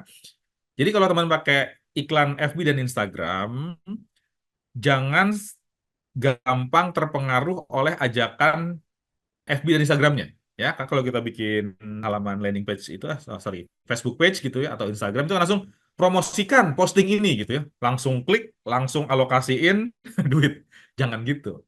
Harus masuk dulu ke dashboardnya, bikin strategi khusus. Siapa yang mau kita kejar, umur berapa, tinggalnya di mana, punya handphone apa, kemudian interestnya apa, kapan terakhir dia keluar negeri, gitu ya. Apakah dia hobi traveling, apakah kemudian dia hobi tentang kesehatan dan sebagainya. Itu bisa bisa dicari di dashboardnya, dashboard iklannya si Meta ini, FB dan Instagram gitu. Jadi jangan iklankan posting ini langsung klik iklan langsung bayar gitu ya. Jadi nggak seperti itu caranya. Kalau begitu nanti teman-teman istilahnya itu kayak sedekah ya, kayak donasi ke Meta gitu, ke FB dan Instagram.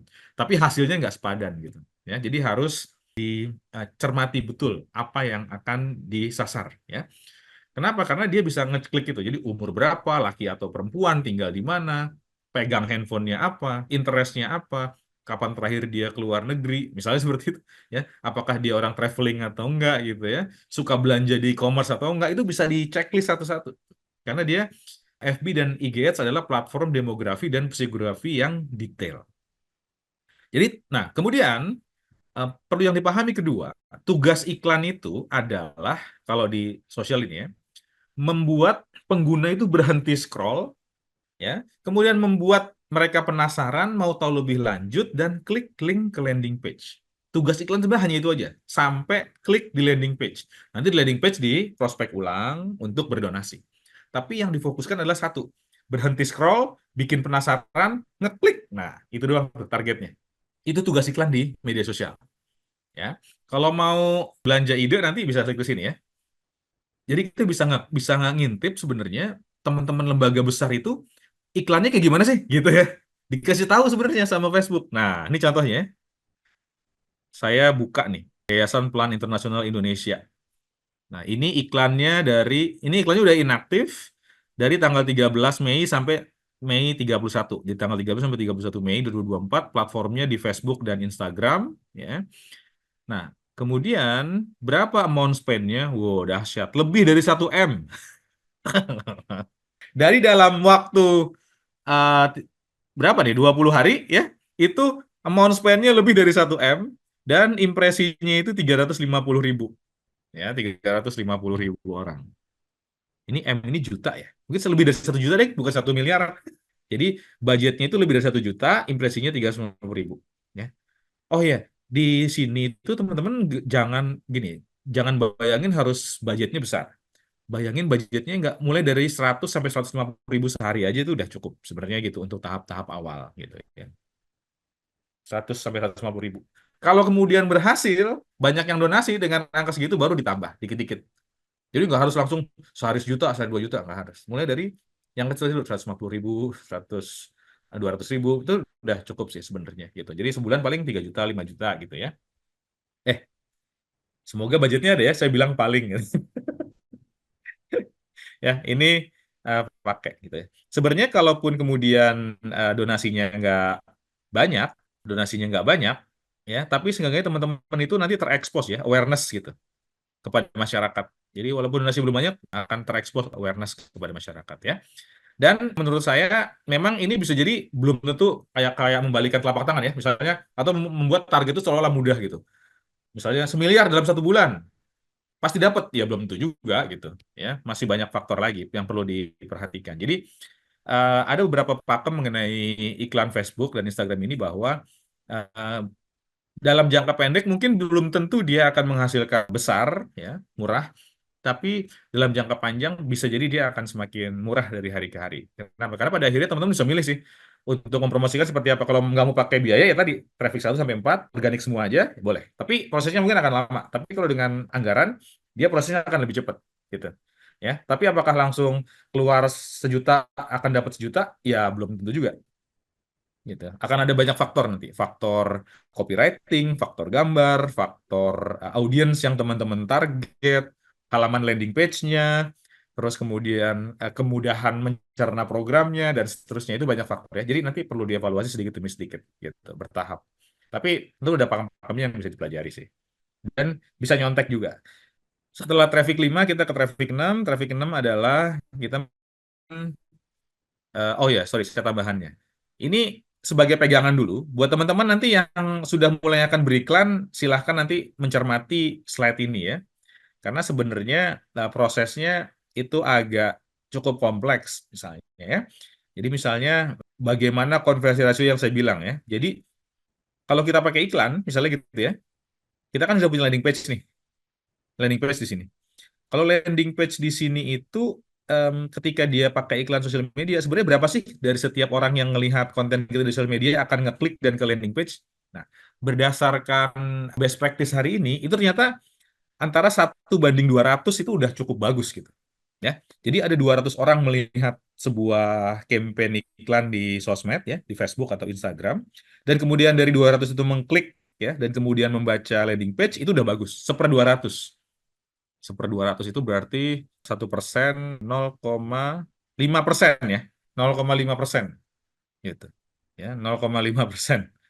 Konversi rasionya untuk baru ngeklik ke landing page. Dari landing page yang kemudian mengisi form donasi itu ternyata 70% ya, membaca ya dan kemudian klik submit, 30% yang akan mengklik. Kalau ini maksudnya kan dari 200 orang di sini, 200 orang di katakanlah di Instagram misalnya. Dari 200 orang ngelihat di iklan di Instagram, ada satu orang yang ngeklik ya. Gitu. Nah, dari 100 orang yang ngeklik itu 30%-nya itu suka salah klik ya, atau mungkin nggak sengaja ngeklik, atau mungkin nggak bermaksud ngeklik. Sehingga akan hanya 70% yang benar-benar datang ke halaman landing page dan kemudian melihat kontennya. Nah, dari 70% yang melihat konten, itu 30%-nya yang mengisi form donasi. Dari 30% yang mengisi donasi, ya, itu 80%-nya keluar invoice atau sampai perintah bayar. Ya. Dari 80% yang kemudian dapat perintah bayar, akan sangat bagus kalau 80%-nya itu benar-benar bayar. Karena bisa jadi udah klik perintah bayar, terus nggak bayar-bayar. Itu juga ada. Ya, jadi ini beberapa catatan. Dan kemudian bagaimana mengevaluasinya. Kalau kemudian di sini ternyata 1 sampai 500 kon nggak ideal tuh ya. Harusnya 201 klik, ternyata 500 satu klik. Apa nih yang perlu dievaluasi? Kemudian kalau ini dari ada 200, ada 100 orang yang klik, tapi kok yang nge-view konten cuma 50%. Apa yang perlu dievaluasi? Nah, itu contoh-contoh bagaimana kita mengevaluasinya ya. Ini ada evaluasinya di sini. Nah, tapi karena ini mungkin terlalu advance, khawatirin nanti kita perlu bahas sesi khusus ya. Bahas ini mungkin perlu 1 hari sendiri gitu. Jadi sementara buat teman-teman pegang aja, nanti kalau udah mulai beriklan silahkan dicermati ya halaman ini. Kita ke traffic 6, Google Ads. Nah, bedanya apa? Kalau Google Ads itu kita balik ke Google. Google itu adalah platform kebutuhan informasi dan kebutuhan produk ya atau jasa. Jadi orang tuh nyari informasi tentang misalnya 10 lokasi traveling favorit di Jogja kan gitu ya misalnya. Atau mungkin sederhana aja langsung hotel family friendly Bogor gitu misalnya. Nah, itu kan contoh ya bahwa kita ke Google untuk mencari informasi. Meskipun sekarang bisa juga nyarinya di TikTok, nyarinya di Tokopedia langsung gitu. Tapi orang banyak masih mencari ke Google misalnya gitu ya. Nah, sehingga kalau kita pakai iklan Google itu lebih ke menjawab kebutuhan informasi produk atau jasa ya.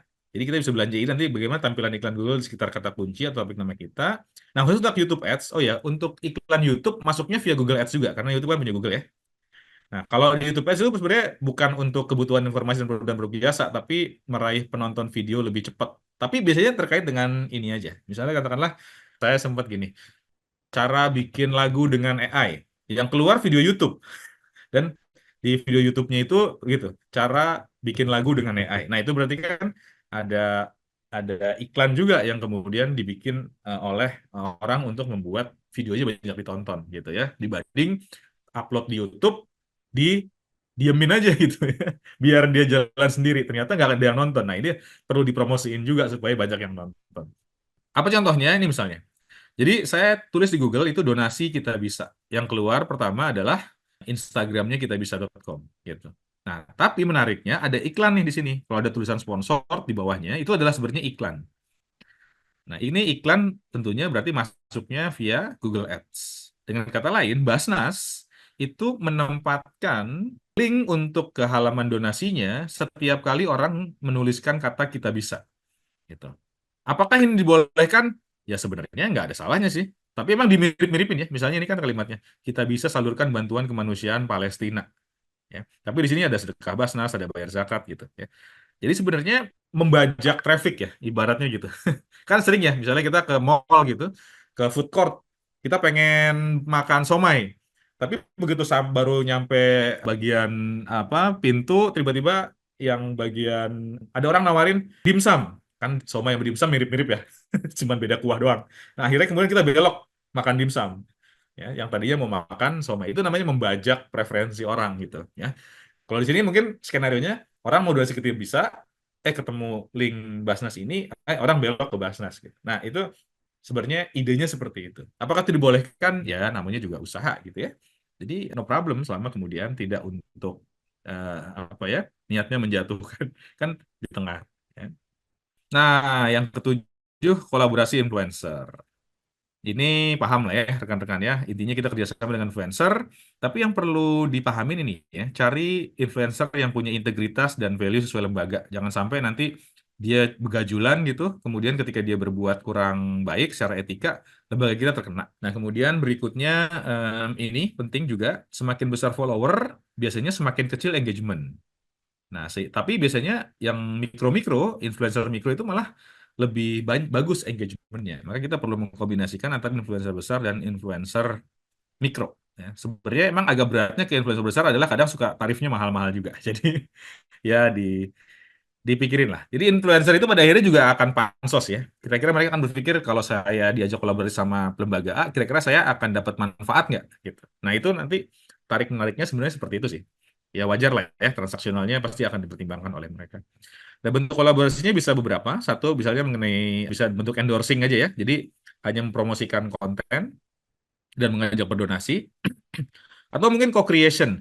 Kalau co-creation ini dia datang ke program kita, kemudian baru mempromosikan dan mengajak donasi.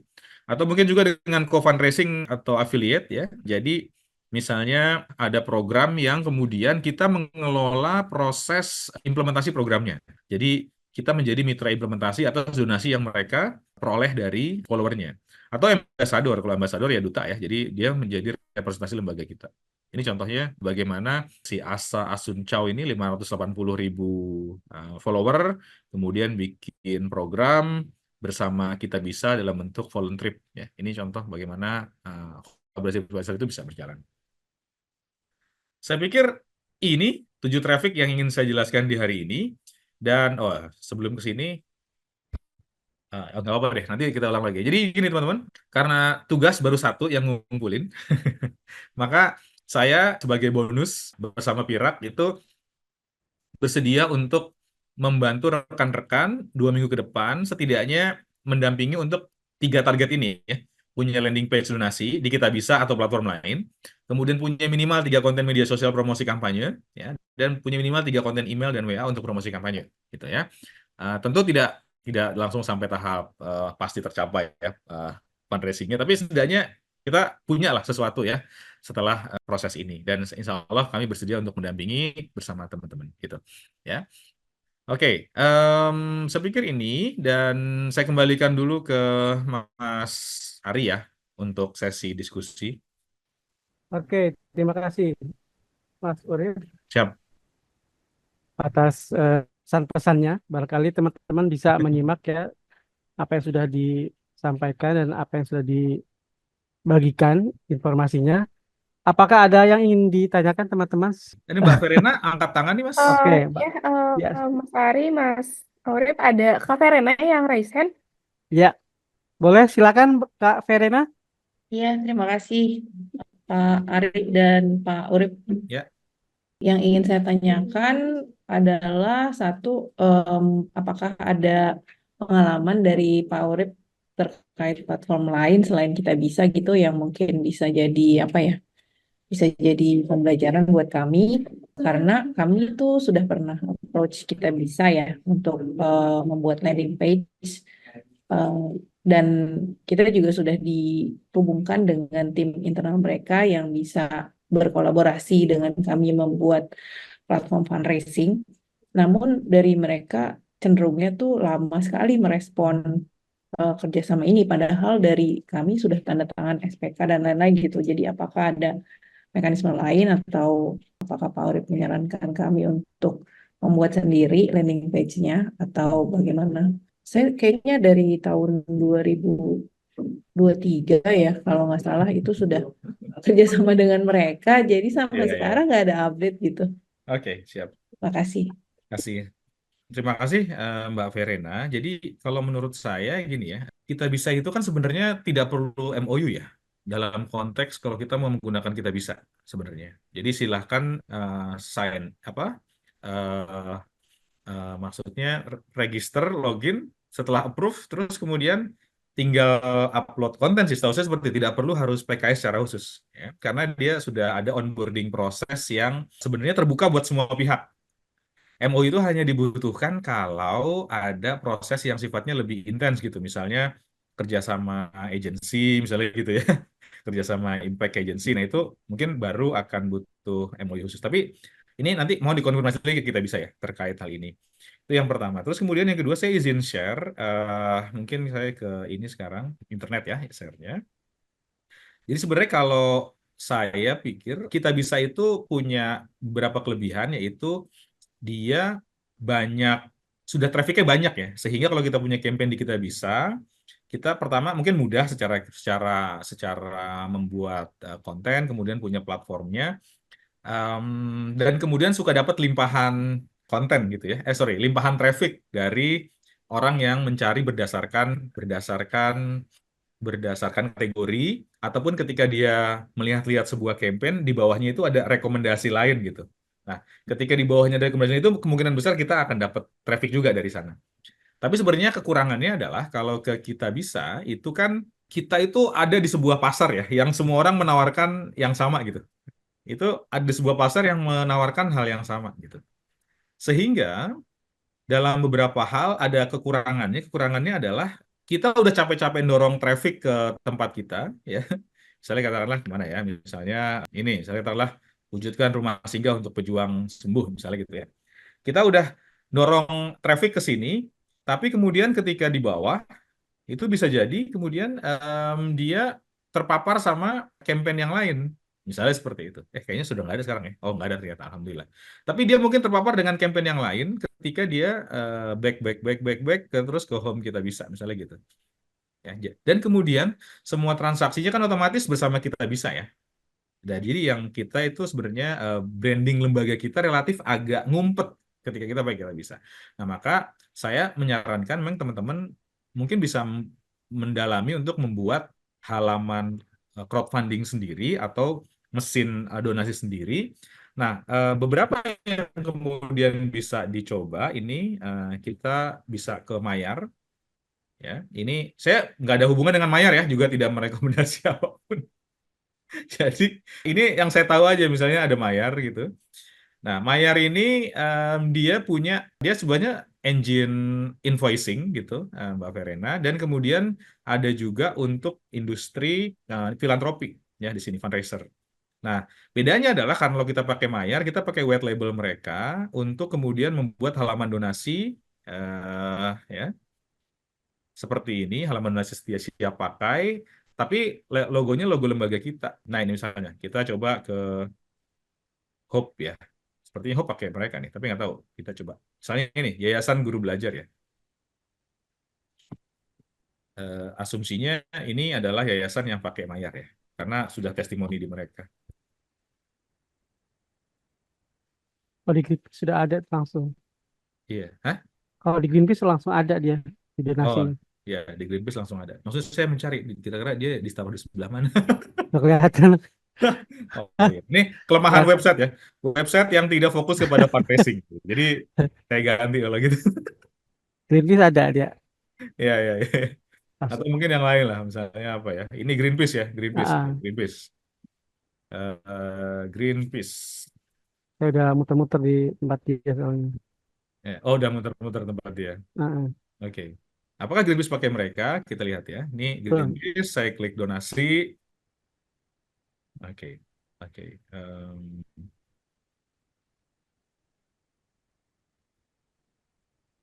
Bisa jadi pakai mereka. Tapi kayaknya ini enggak ini. Ya. Anyway, kayaknya mereka bikin sendiri sekarang. Tapi intinya kurang lebih seperti itu ya. Nanti bisa dicari contohnya. Contohnya mana ya? Lebih dekat dengan dia metode bayar. Tapi sebenarnya mereka perusahaan yang bergerak di sana. Sayangnya ini nggak ada contohnya ya. Saya mau mencari contohnya. Oke, itu satu. Kemudian yang kedua ada juga misalnya ini Universa ya, Universa. Secara lembaga itu tidak harus lembaga Islam karena dia karena banyak lembaga sosial Islam di Indonesia dia fokusnya di sana. Dan ini contohnya ya. Jadi tinggal pakai aja, terus kita punya platform donasi seperti ini. Dan bedanya memang kalau di mereka bisa memilih difokuskan karena di basisnya komunitas Islam, tombolnya itu tidak melulu kata donasi sekarang, tapi bisa juga zakat sekarang, wakaf sekarang gitu ya, atau kurban itu juga bisa. Nah, jadi itu bedanya. Ya, ini contoh ya beberapa yang bisa gitu. Nanti logonya bisa teman-teman pakai logo teman-teman sendiri. Kalau kemudian di tahap awal tidak mau invest terlalu besar, yang penting ada dulu sebenarnya sih seperti itu. Mungkin ini misalnya ini demo galang dana.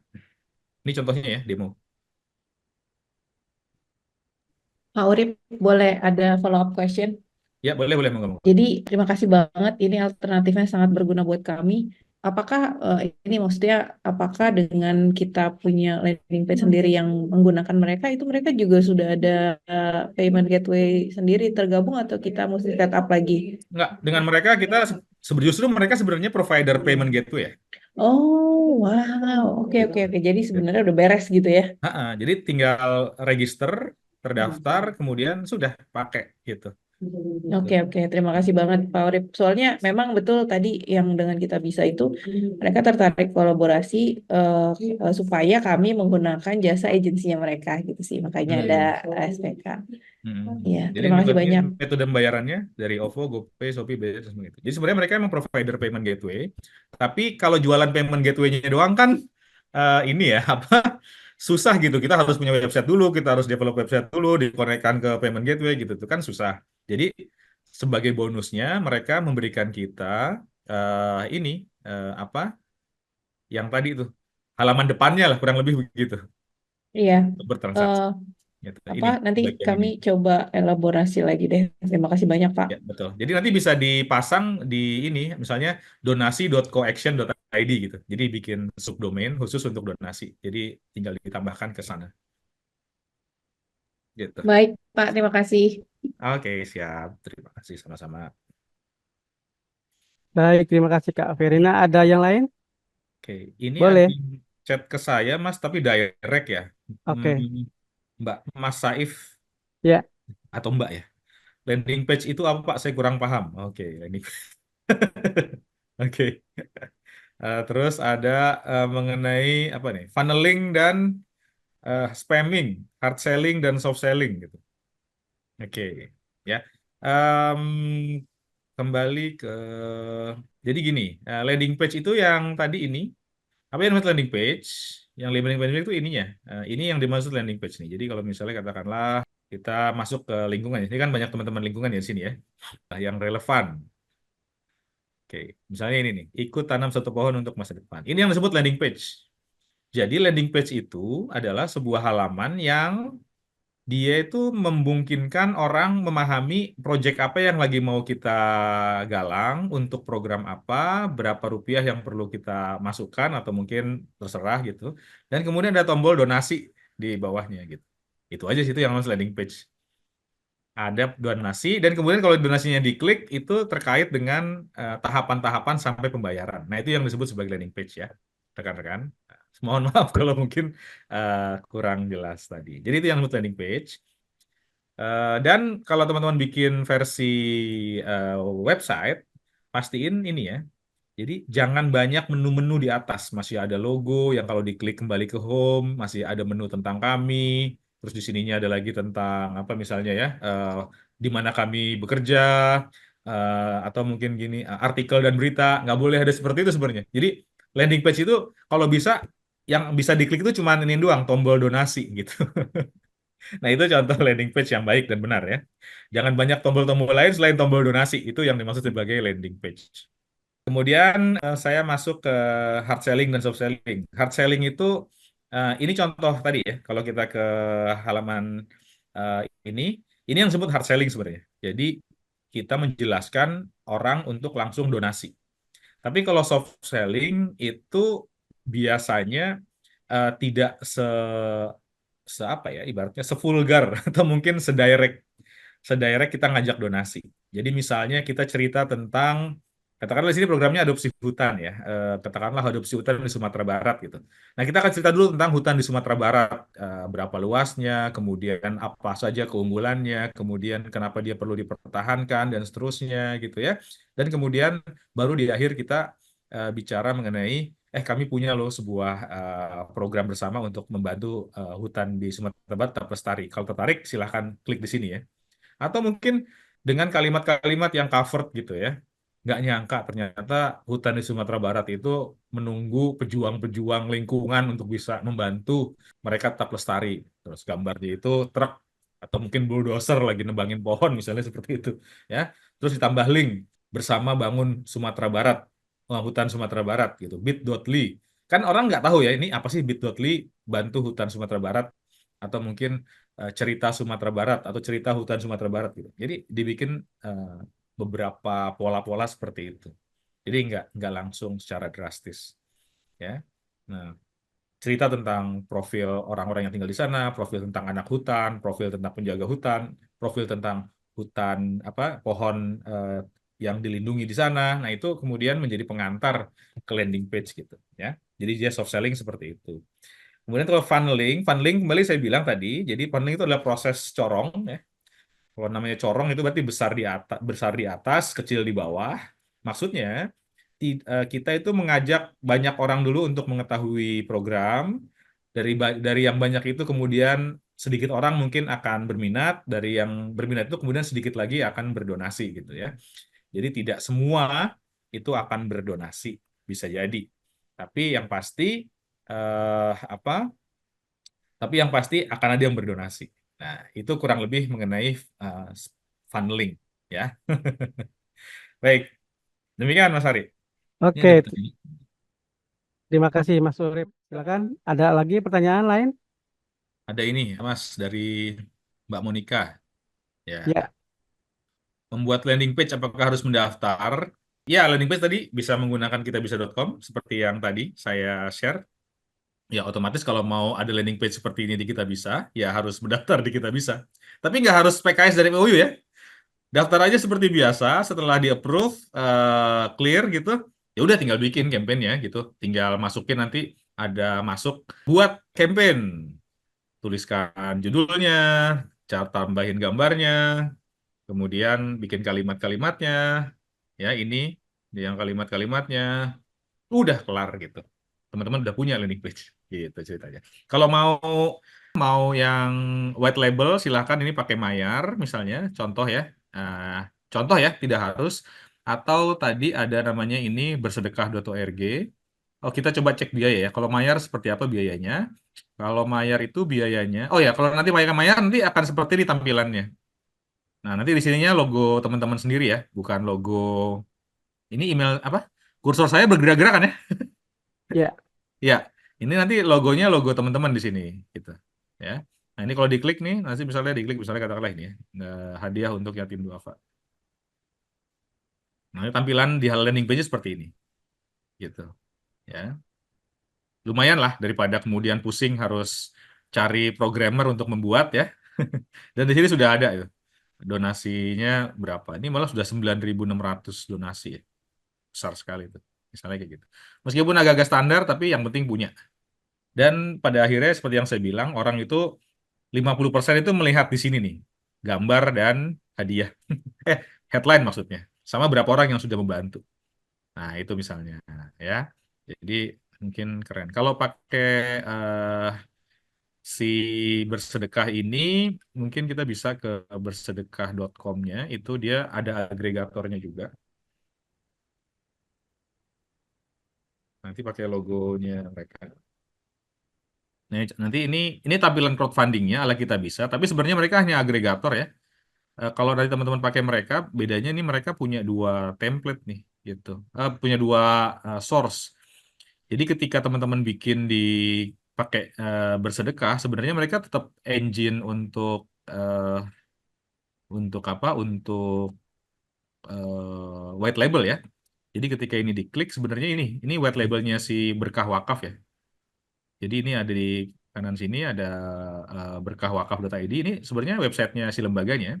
Tapi karena kemudian menggunakan si bersedekah, maka campaign yang ada tadi itu ditaruh juga di halaman ini. Padahal sebenarnya sih dia masking ya. Jadi ada dua potensi traffic gitu.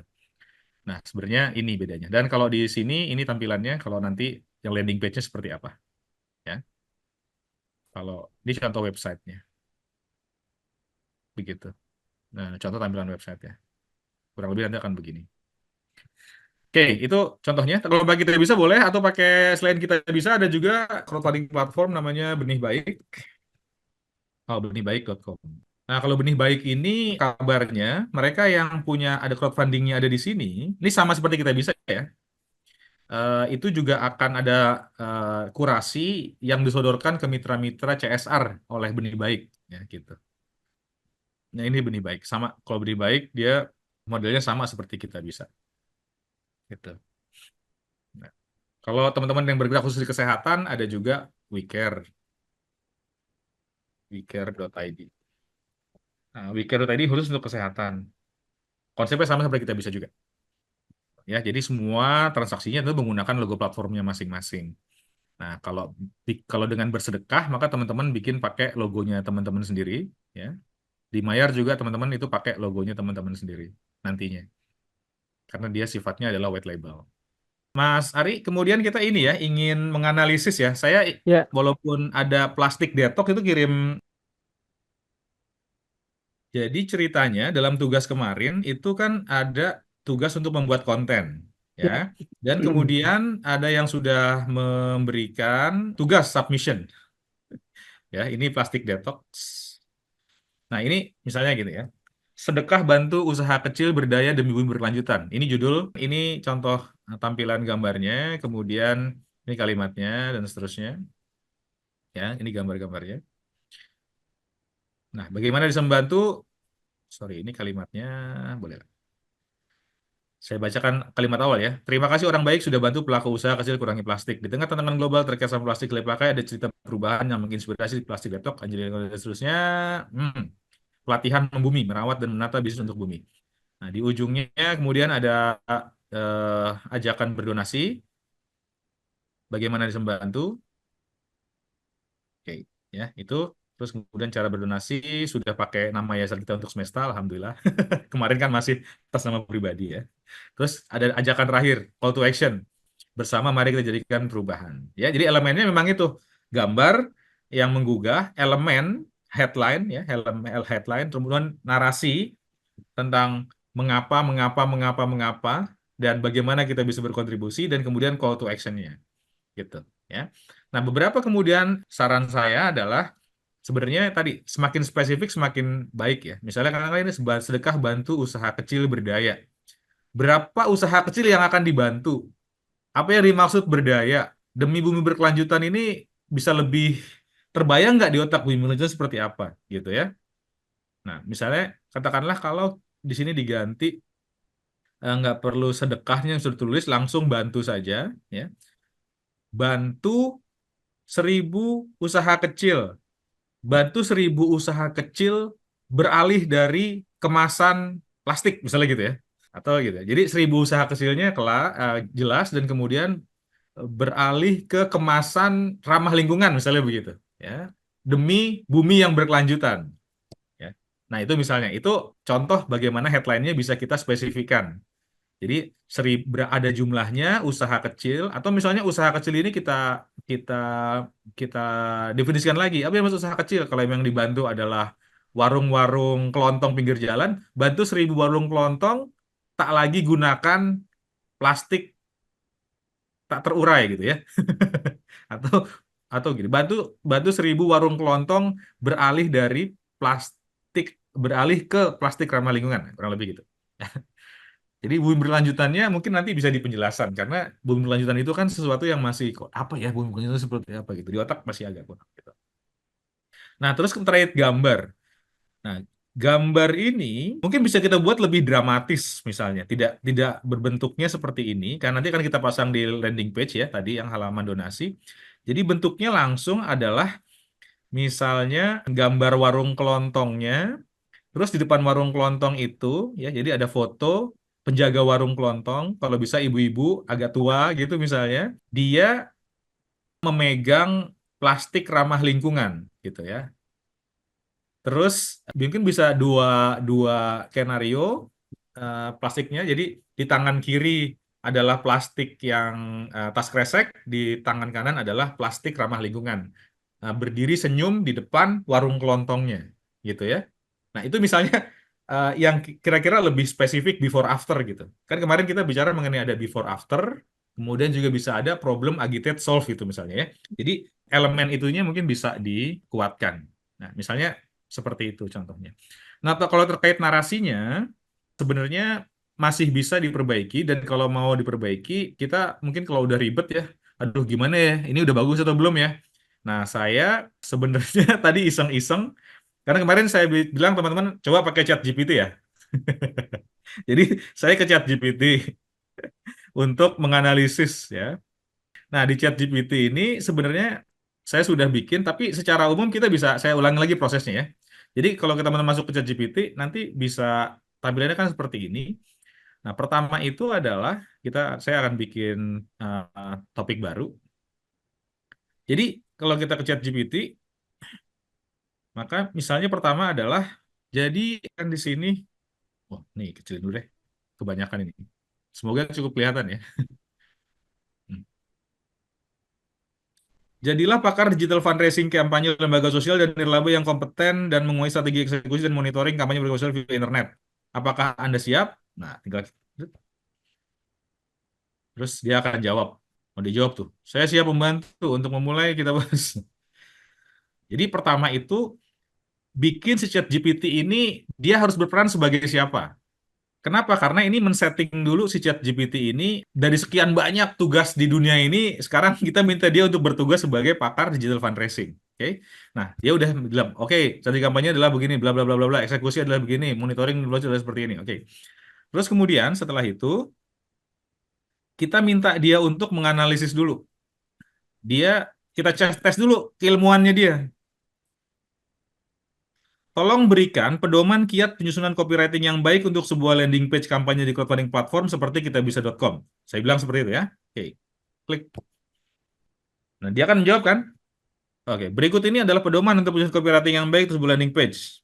Nah, berarti kita itu sebenarnya mengarahkan dia untuk mempelajari dulu cara untuk membuat landing page atau mungkin narasi landing page yang menarik tuh. Ini dikasih judulnya harus menarik. Nah, contohnya ya. Sebenarnya sama bahan-bahan yang tadi saya sampaikan sih. Jadi dia sama pinternya sama saya sebenarnya. Setelah saya minta dia untuk menjadi pakar digital fundraising. Tapi kayaknya dia nggak bisa diminta jadi pakar judi online, nggak bisa ya. Menang terus dong. Menang terus nanti dia. Oke, nah udah ya. Nih, terus dikasih judul contohnya kan. Oke, baik. Ini gimana cara mempercepatnya ya? Oke, kita ikutin aja lah ya, sebentar ya. Ya, nambah nih buat teman-teman. Nah, sebenarnya kalau mau lebih rapih lagi, nanti kita bisa tolong pedoman untuk program sosial di bidang lingkungan, di bidang pelestarian hutan, di bidang penangkaran hewan, di bidang apa gitu ya. Itu bisa ditambahkan juga nanti di kalimat di atasnya tadi. Kalau tadi kan cuma sekedar cara campaign eh, untuk narasi landing page campaign di crowdfunding. Mungkin bisa juga ditulis landing page kampanye program lingkungan pelestarian hutan di crowdfunding platform seperti kitabisa.com. Misalnya seperti itu. Sehingga nanti contoh-contohnya yang terkait dengan hutan gitu ya. Oke. Nah, setelah itu kan kita sudah bikin artikelnya ya, maka baru kita kemudian tuliskan gitu. Eh, dengan pedoman tersebut, analisa kekurangan-kekurangan di narasi kampanye berikut ini. Nah, terus kita pindahin tuh si yang udah kita bikin tadi. Saya udah copy tadi tanpa gambar sebentar. Nah, kita pindahin ke sini artikelnya. Klik enter. Nah, maka dia akan menganalisa. Judul kurang menarik. Ya, saran gitu kan. Terus pengantar yang kurang menarik perhatian. Saran. Terus oke. Cerita yang menginspirasi tapi kurang fokus pada masalah dan solusi. Oke, sarannya gimana? Oke. Ya kan udah menganalisis nih kekurangan-kekurangan sesuai dengan pedoman yang ada. Ya, kita tungguin ya. Karena dia lagi bantuin teman-teman nih. Setelah itu baru kita minta ulang. Nih,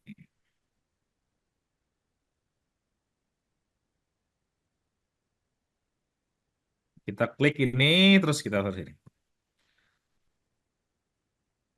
Dengan rekomendasi di atas, dengan mengacu ke rekomendasi di atas, rekomendasi perbaikan dengan mengacu ke saran saran di atas, buat ulang narasi kampanye tersebut sehingga bisa menjadi lebih kuat narasi kampanye tersebut sehingga bisa menjadi lebih kuat dan efektif dalam mengajak untuk berdonasi dan mendukung kampanye saat digunakan di halaman donasi seperti kitabisa.com. Baik. Setelah ini kelar, teman-teman sudah punya satu konten landing page. Tinggal ditambahkan gambar-gambarnya yang sesuai. Sayangnya mereka, sayangnya kalau gambar mungkin nanti ini feeling masing-masing ya. Perlu latihan lagi. Dah, teman-teman sudah punya satu campaign yang bisa ditempatkan di landing page kita bisa. Saya kerjakan dalam waktu 10 menit. Jadi, ngumpulin, yang seminggu belum ngumpulin, ini saya kerjain dengan 10 menit ya. Prosesnya bisa diulang seperti tadi. Kalau teman-teman sudah punya artikel di website, tinggal dipindahkan saja seperti ini konsepnya. Ya, minta ChatGPT untuk membuat. Mungkin bisa ditambahkan lagi dengan pola problem agitate solve, dengan pola before after bridge gitu ya. Atau kemarin saya minta juga teman-teman minta dulu ChatGPT untuk tanyakan saya 10 pertanyaan yang perlu kamu ketahui untuk membuat narasi yang dibutuhkan pada program tersebut gitu. Nah, itu juga bisa dilakukan.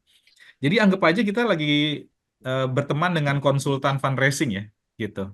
Ya, makanya di sininya di awalnya jadilah pakar digital fundraising kampanye lembaga sosial. Nah, ini bagaimana mekanisme prompting ya, semakin detail semakin bagus gitu ya. Ketika kita memberikan perintah. Ini penutup dari saya buat rekan-rekan semua. Jadi jangan dipersulit hari ini, kita punya banyak tools yang bisa membantu kita, yang penting kita action.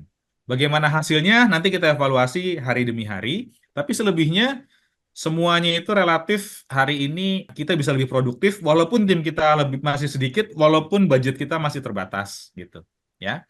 Tapi memang kalau organik ya otomatis prosesnya mungkin akan lebih lama, tapi kalau pakai anggaran ya mungkin akan lebih cepat gitu ya. Untuk tools gambar sebenarnya ChatGPT itu juga bisa membantu gambar, tapi saya lebih cenderung menggunakan gambar-gambar yang sifatnya teman-teman ambil sendiri ya, bukan gambar-gambar animasi, karikatur ataupun gambar-gambar AI, tapi benar-benar fakta lapangan agar dia lebih hidup ceritanya gitu. Dan kita ambil dari lapangan. Walaupun bisa jadi kualitasnya bisa jadi belum bagus gitu ya, tapi saya pikir nanti teman-teman akan tumbuh juga seiring dengan waktu bagaimana memberikan konsep-konsep gambar yang lebih humanis. Sering-sering mungkin buka National Geographic gitu ya, atau mungkin lembaga-lembaga yang besar di luar sana sehingga bisa memperoleh sense terkait dengan bagaimana mengembangkan gambar atau image yang baik ya. Kemarin juga saya bilang teman-teman bisa ke ini kalau untuk membuat video ourbetterworld.org ya. Ini tempat yang baik untuk belajar tentang bagaimana membuat story dan storyboard video ya. Di sini banyak sekali yang bisa teman-teman pelajari untuk memberikan gambaran pola-pola bagus dalam membangun sebuah video yang bercerita dan memberikan ketergugahan emosi dalam konteks fundraising. Oke, demikian dari saya dan seperti yang tadi disampaikan di slide ya, kita punya waktu 2 minggu. Bonus pendampingan buat teman-teman yang berminat, yang pengen mau punya halaman donasi dan punya campaign, kita siap untuk membantu. Jadi jangan sampai pelatihan 5 sesi 5 hari ini menguap ilmunya ya, terus setahun, 2 tahun, 3 tahun, 5 tahun ke depan masih begini-begini aja gitu. Kecuali Teman-teman, sebelum di closing, nanti akan ada polling dari kita juga. Sebelum itu kita foto bersama dulu ya teman-teman. Aku izin teman-teman untuk nyalain videonya dulu. Sudah? Aku hitung sampai 3, teman-teman. Boleh hitung ya, 1, 2, 3, cheers. Oke, boleh sekali lagi, gaya bebas ya teman-teman ya. 1, 2, 3, cheers. Oke, teman-teman, terima kasih banyak Mas Urip, Mas Ari. Terima kasih banyak juga teman-teman Lingkar Madani atas keikutsertaannya pelatihan dari serial keorganisasian dengan judul Mobilisasi Sumber Daya OMS melalui Digital Fundraising. Semoga materi yang disampaikan oleh teman-teman Pirak, Mas Urip, Mas Hafiz, Mbak Nur Hikmah, Mbak Ninik, Mas Ari bermanfaat untuk teman-teman semuanya dan lembaga teman-teman. Terima kasih banyak. Sampai jumpa di kelas selanjutnya. Semoga teman-teman sehat selalu. Selamat beraktivitas kembali. Terima kasih. Sampai jumpa teman-teman semua. Ya, terima kasih semua. Sampai jumpa, Sehat-sehat, terima kasih. Terima semuanya. kasih semuanya. Terima Sampai ketemu di kasih. lain kesempatan. Izin pamit. Assalamualaikum. Waalaikumsalam.